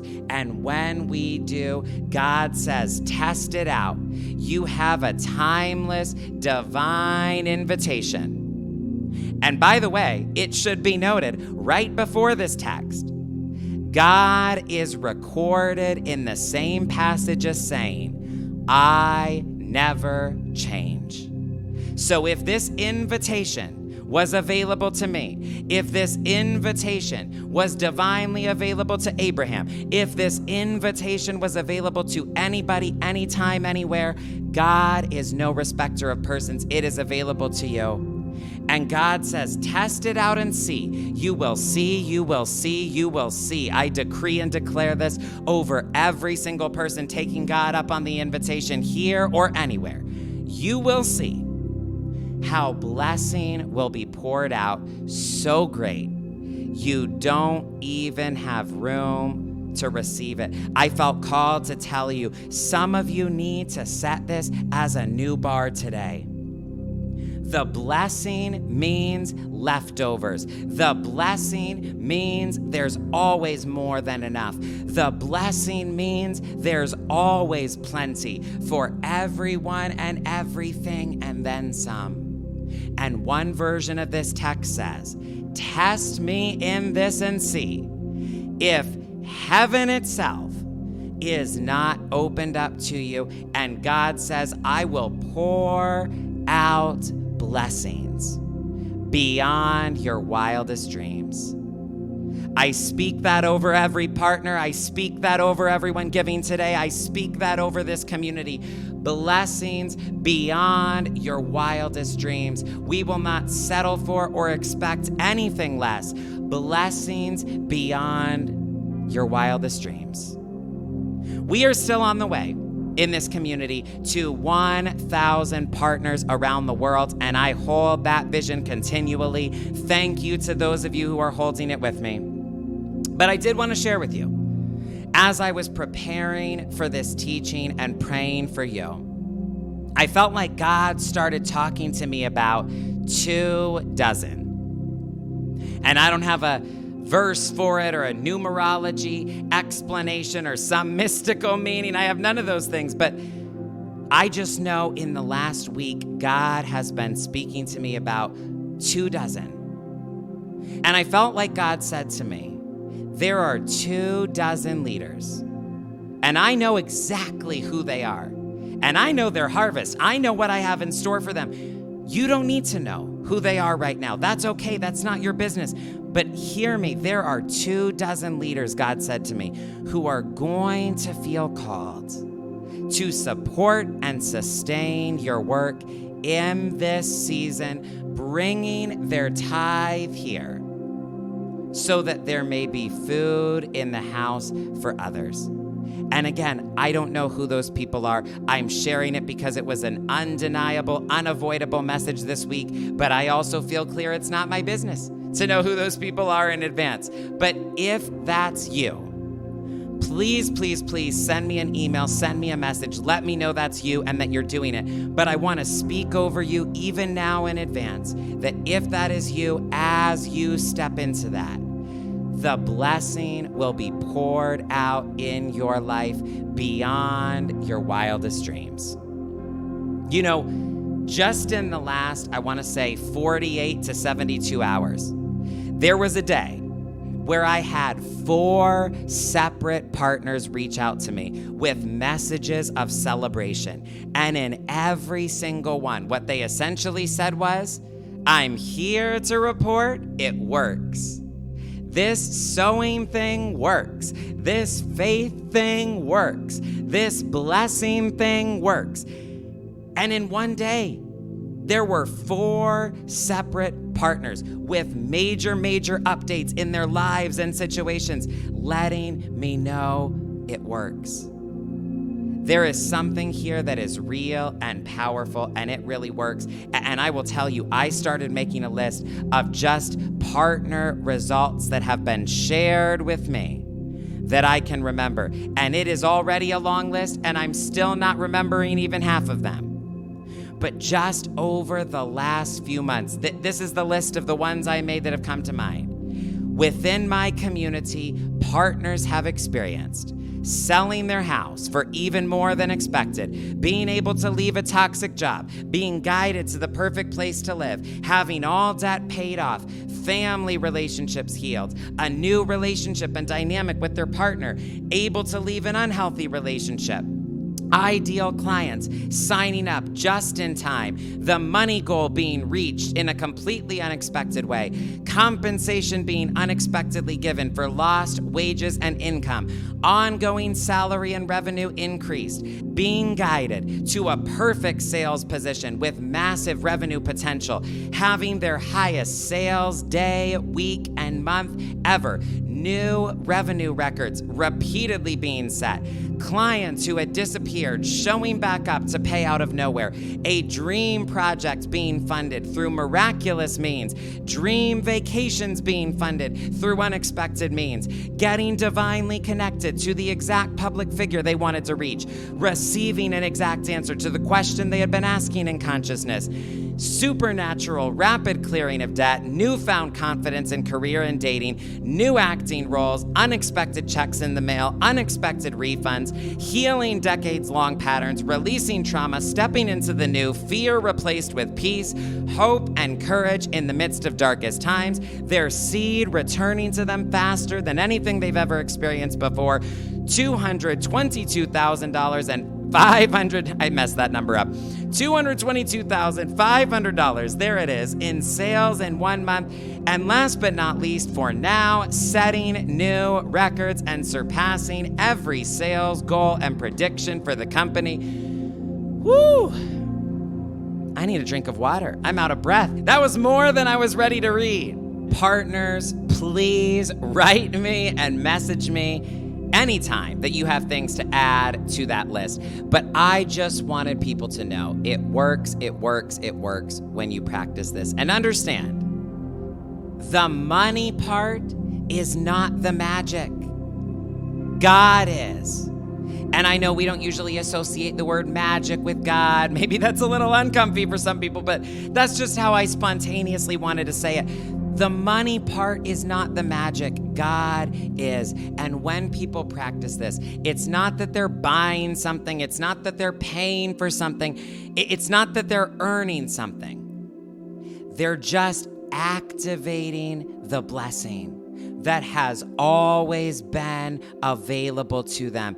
And that's where this counterintuitive science of the blessing kicks in. I almost feel like when you begin to practice this, as by the way, so many successful people and leaders and business owners have done over the years, people whose names you would recognize, people who it might surprise you to know practice this. But as people practice this, it's almost like we get to have our own little Abraham story of, you know what?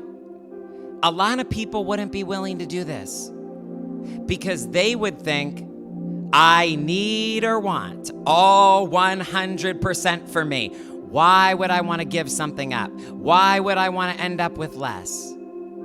And it's almost like we get to have the experiment. We get to do the test. We get to run it in the now. And we get to prove that God can do way, way, way more with 90% than we ever would have known how to make happen with 100. And when you choose to live not according to your performance, but according to the blessing, everything changes. That's not just true with money, that's all levels. So I feel like I've shared everything that I meant to share. And one more time, I'll give you the website, lovegrovepartners.com, before we go into a prayer. You know, there's a section there, whether you give with PayPal or Cash App, there is always a section where you can type something to me and share what you are believing for. Please use that section. Please feel free, both today and always, to make it whatever you feel called for it to be. But also, I would just invite you, if the 7-day experiment that I talked about earlier resonated with you, maybe commit to doing that for yourself. And set that into motion, letting me know that you're doing that as you give. If what I said about the 24 resonated with you and you say, Stefan, there has been food in the house here for me, and I feel that I'm supposed to be one of those 24 people that supports and sustains so there is food in the house for others, you can let me know that as well in that section, or shoot me a message, shoot me an email. So if you need another moment, pause this episode, come back here when you're ready. And then together, let's move into a prayer space and anchor in this truth. God, who is all love, all intelligence, all creation and possibility and life itself, thank you for the gift of this moment. Thank you that this is a fresh starting point moment for each and every one of us. Thank you that this is a turning point moment for every person who is listening to me right now. Thank you, God, for the way that you first spoke to me, and I am certain spoke to people today through a tale of two pastors. Thank you for showing us that there's an infinite source and supply, but what we receive is up to us. We don't want to be the person who doesn't believe for it. We don't want to be the person who can't trust the good. We refuse to be the person who believes that it flows to somebody else, but it won't work for us. Today, God, we choose to be the ones who believe. And as we do, we know that we simultaneously become the ones who receive. God, as I pray with and pray for every single person connected to this teaching right now, I say thank you for the gift of who they are. Thank you that they made it here. I don't believe it was an accident. I believe that it reached them right on time. I believe that this was the perfect message at the perfect moment for them. Above all else, God, I ask that you would use this content and speak to them and translate through me in the most personal way to them to ensure that they get everything they need and more today. And now, God, I just want to walk them through these places of belief, these individual shifts that I believe are available to every single one of us today. So first of all, God, I speak this truth for each and every one of us, that you are the source. You are the source. And we connect on that level. We plug back in to our origin, to our creator, to our source. We take a moment right here, right now, to just rest in your unconditional love. There is nothing we need to do. There is nothing we need to fix. There is nothing we need to make happen in this space. We allow ourselves to be still and know that you are God. We allow ourselves to rest in the love. I speak a reconnection for every single person praying with me now. A recognition, God, that you are their source and supply, and they never have to do it alone. I speak this truth for each and every one of us, that we are invited to become a friend of God because God is already a friend of us. Thank you, God, that you loved even when our hearts have not been full of love. Thank you, God, that you believed in us even when we didn't believe in ourselves. Thank you, God, that you were with us even in the moments that we did not see it. And so I speak these truths for each and every person who chooses to receive them today. Loved by God, created by God, made with a purpose by God, child of God, friend of God. And may we step into the knowing of the inheritance that is available to us as a child, and the goodness that is available to us as a friend. I feel that so strongly. May we receive from this day forward the inheritance that is available to us as a child, and the goodness that is available to us as a friend. God, as we move forward in our prayer journey today, I speak the truth that you always, always, always want to bless us. We step into that knowing today. There is nothing to fear. There is nothing to fear. There is nothing to fear. May we trust the blessing that comes from you now and forever, knowing you never, ever, ever want to harm us, but you have a future in store for us. You love to prosper us. You are thinking of every one of your children, even right now, as they pray, as they sit in this space and receive. You are thinking of them, loving them, embracing them with countless expressions of love. Thank you, God, for this truth that we step into today, that the blessing is a gift, not a reward. I decree and declare right now, reward paradigms are breaking. Achievement paradigms are breaking for people right now. Hustling for worthiness paradigms are breaking for people right now.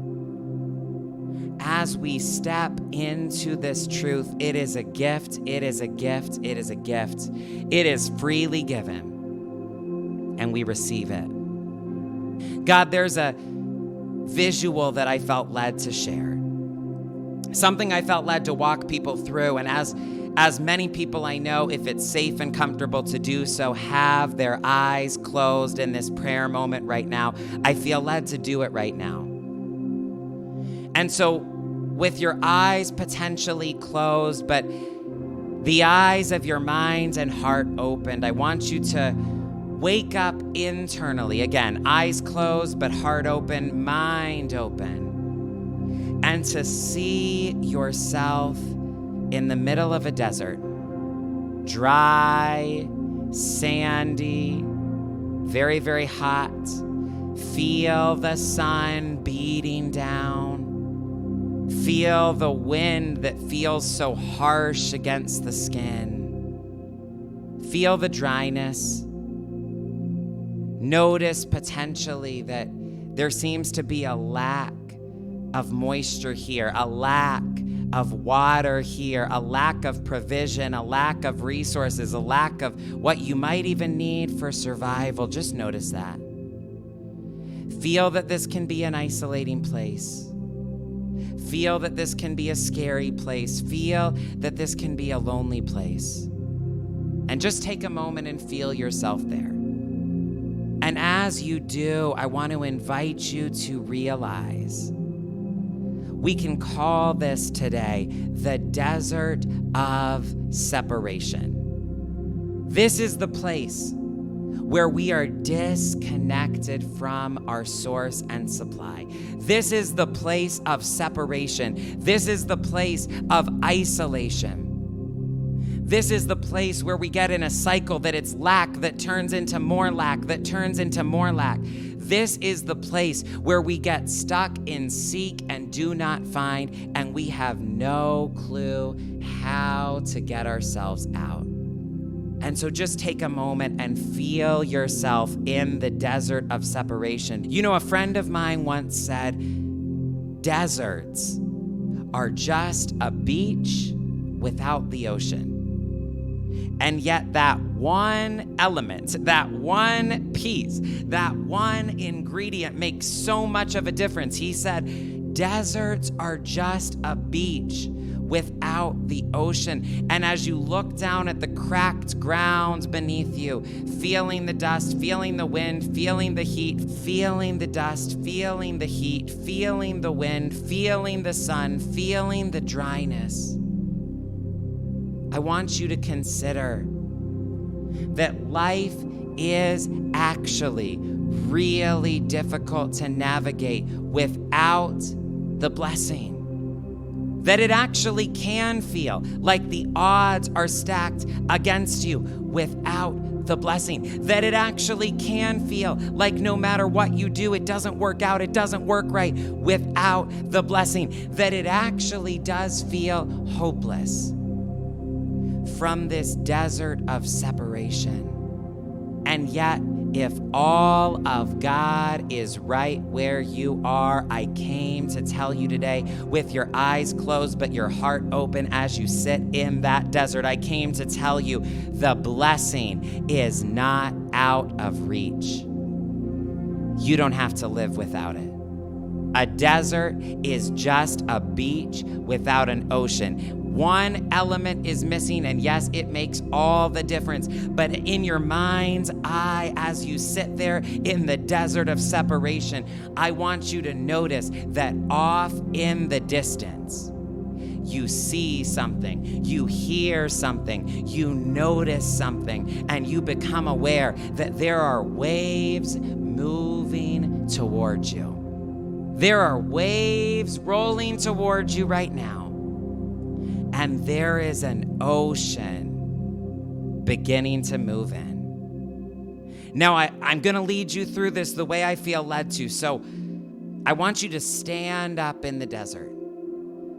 And just to begin looking, maybe you have a set of glasses or a pair of binoculars to look through. And we're going to begin looking and seeing that there is, in fact, water on the way. We didn't see it before. It might not have been there before, but it's here now. And before you know it, there are more waves and more waves and more waves. And more blue, beautiful, clear blue water, more blue, more blue, more blue, more water, more water, more water. And before you know it, the breeze is starting to feel different. The air is starting to feel different. The heat is starting to feel different. And I want you to realize you're no longer at a desert, family. You're at a beach. I know that's cheesy, but I feel like somebody's crying right now. This is so powerful. You're no longer at a desert, family. You're at a beach. And the water is the blessing. The sea is the blessing. The ocean is the blessing. And already, you feel a shift, recognizing that you're not, in fact, at a desert. You're at a beach. It's already changed the atmosphere. It's already changed the way you feel. It's already changed the temperature. But now I want you to slowly begin to move into the water. And I want you to get as far in it as you feel comfortable. Wading into the blessing, waltzing into the blessing, walking into the blessing. I want you to feel the sensations. I want you to feel the relief. I want you to feel the way that it's cooler in here. I want you to feel the way that it gets lighter in here. I want you to feel the way that every single element in your life, the sun, the wind, the heat, it all feels different now that the water has come in, now that you're not in a desert but at a beach. I want you to dance in the water. I want you to swim in the water. I want you to splash in the water, play in the water, maybe even relax and lay back and float in the water. And I want you to feel this is the blessing, and it is freely given to all who receive, and you never have to leave. You never have to leave. You never have to leave. Feel the water. Smell the salt. Feel how the air feels now. Feel how the sun feels now. Feel how the wind feels now. You're not at a desert, you're at a beach, and there is plenty of water to go around for everyone, and you're in it. You're enjoying it. You can immerse yourself in it as many times as you want. I speak over you today. This is the blessing, and you never have to leave. And as we dance in the ocean water, As we continue this prayer and this visualization, I want you to feel the truth that God brings it to you in the flow. I want you to feel the truth that God brings it to you in the flow. You don't have to run. You don't have to chase. You don't have to hunt. I just want you to feel everything good, every good and perfect gift, everything you want knows how to find you right there. In fact, there is no more perfect place you could be. There is no smarter place you could be. There is no safer place you could be to receive than right there swimming in the ocean. And so maybe if you're still with me in the visual, maybe feeling the water underneath and around you, you stretch your arms up to the sun and you begin to notice beautiful, soft packages, joyful packages, wonderful packages, however your mind conceives of them, good and perfect gifts, little delightful surprises, whatever visual comes through, go with it, trust it, you're doing it right. But right there, you begin to feel that it flows to you right here. You don't have to go anywhere else. You don't have to do anything else. You just open up and begin to catch one by one by one. And it flows to you here. And God brings it to you in the flow. We can leave the visual behind when we're ready, but I want you to feel energetically in this space. There is nothing to fear. All shame is now dissolving. All limitations are now dissolving. All fear is now dissolving. And you know with certainty, I get to have what I want. I get to have what is for me. I get to have every good and perfect gift. I get to have all things that pertain to my life. I get to be furnished in abundance for every good work that I have been created to do. So God, I pray that every single person today would leave this teaching swimming in the blessing, swimming in your love, swimming in grace, knowing that blessing really does mean blessing. Rich really does mean rich. And your blessing does indeed continually cause us to increase. I decree and declare that from this day forward, they are always increasing, always expanding, always prospering. And because they walk in the blessing unconditionally, it just gets better and better and better from here. Thank you, God, that we say yes to it all. I have heard it said that when it comes to true prosperity, money is just one piece of the pie. But it is an important piece. It is an essential piece. It is a delicious piece.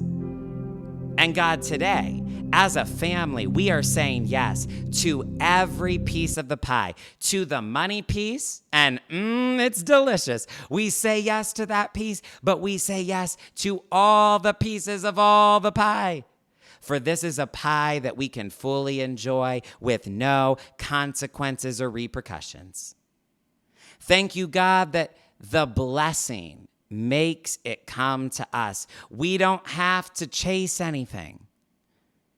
The good knows how to get to us. We are empowered to prosper. We are guaranteed to increase. Thank you, thank you, thank you, God.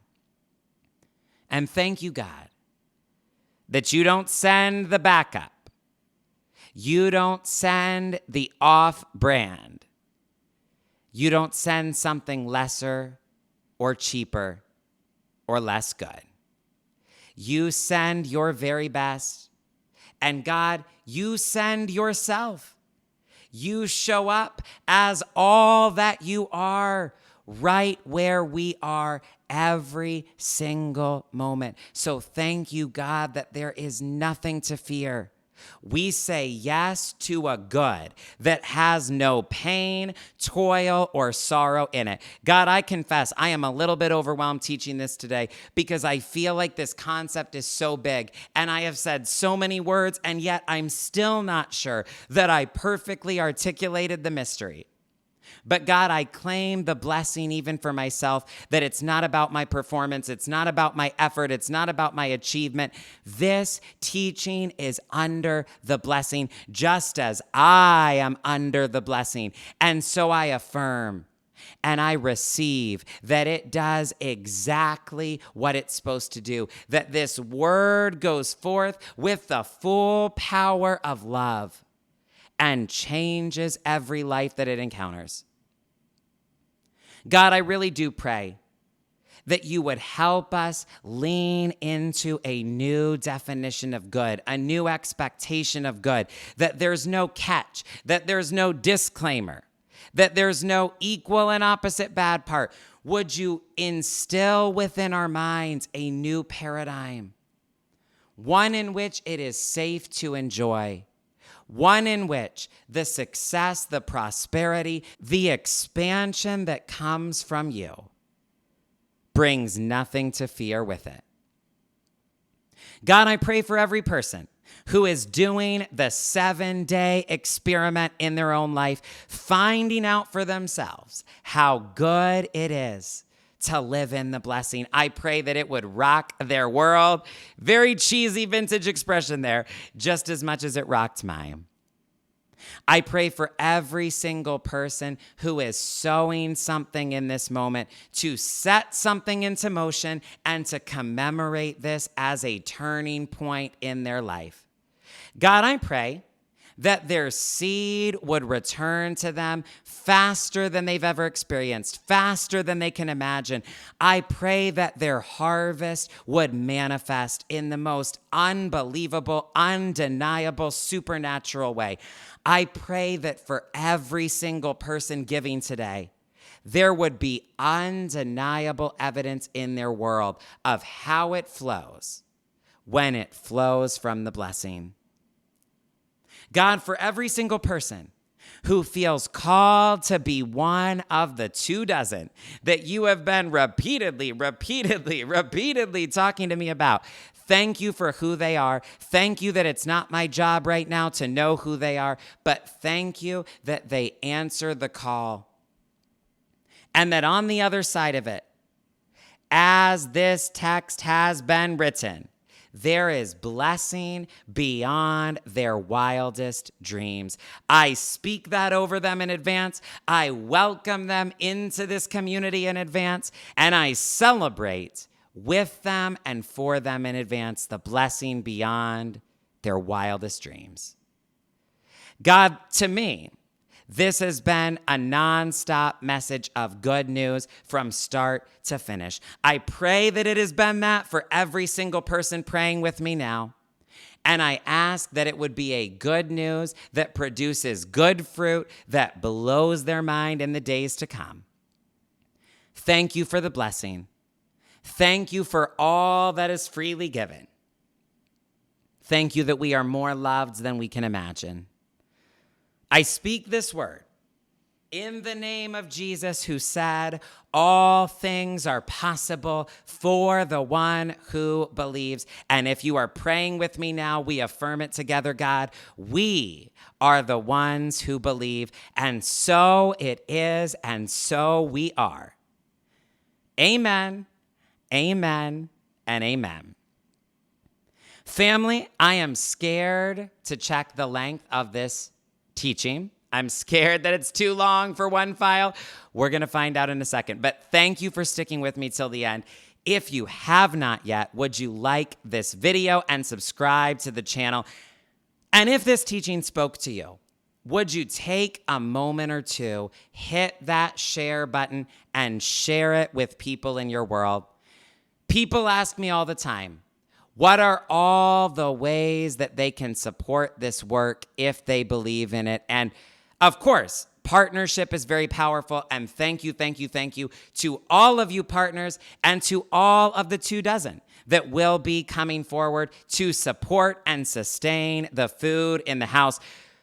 But of course, that's not the only way that you can support. And sharing also makes a tremendous difference because it introduces this work to brand new, beautiful human beings who are so loved by God, who otherwise would not have access to it. So thank you for being here. Thank you for sharing this episode. I love you. I believe in you.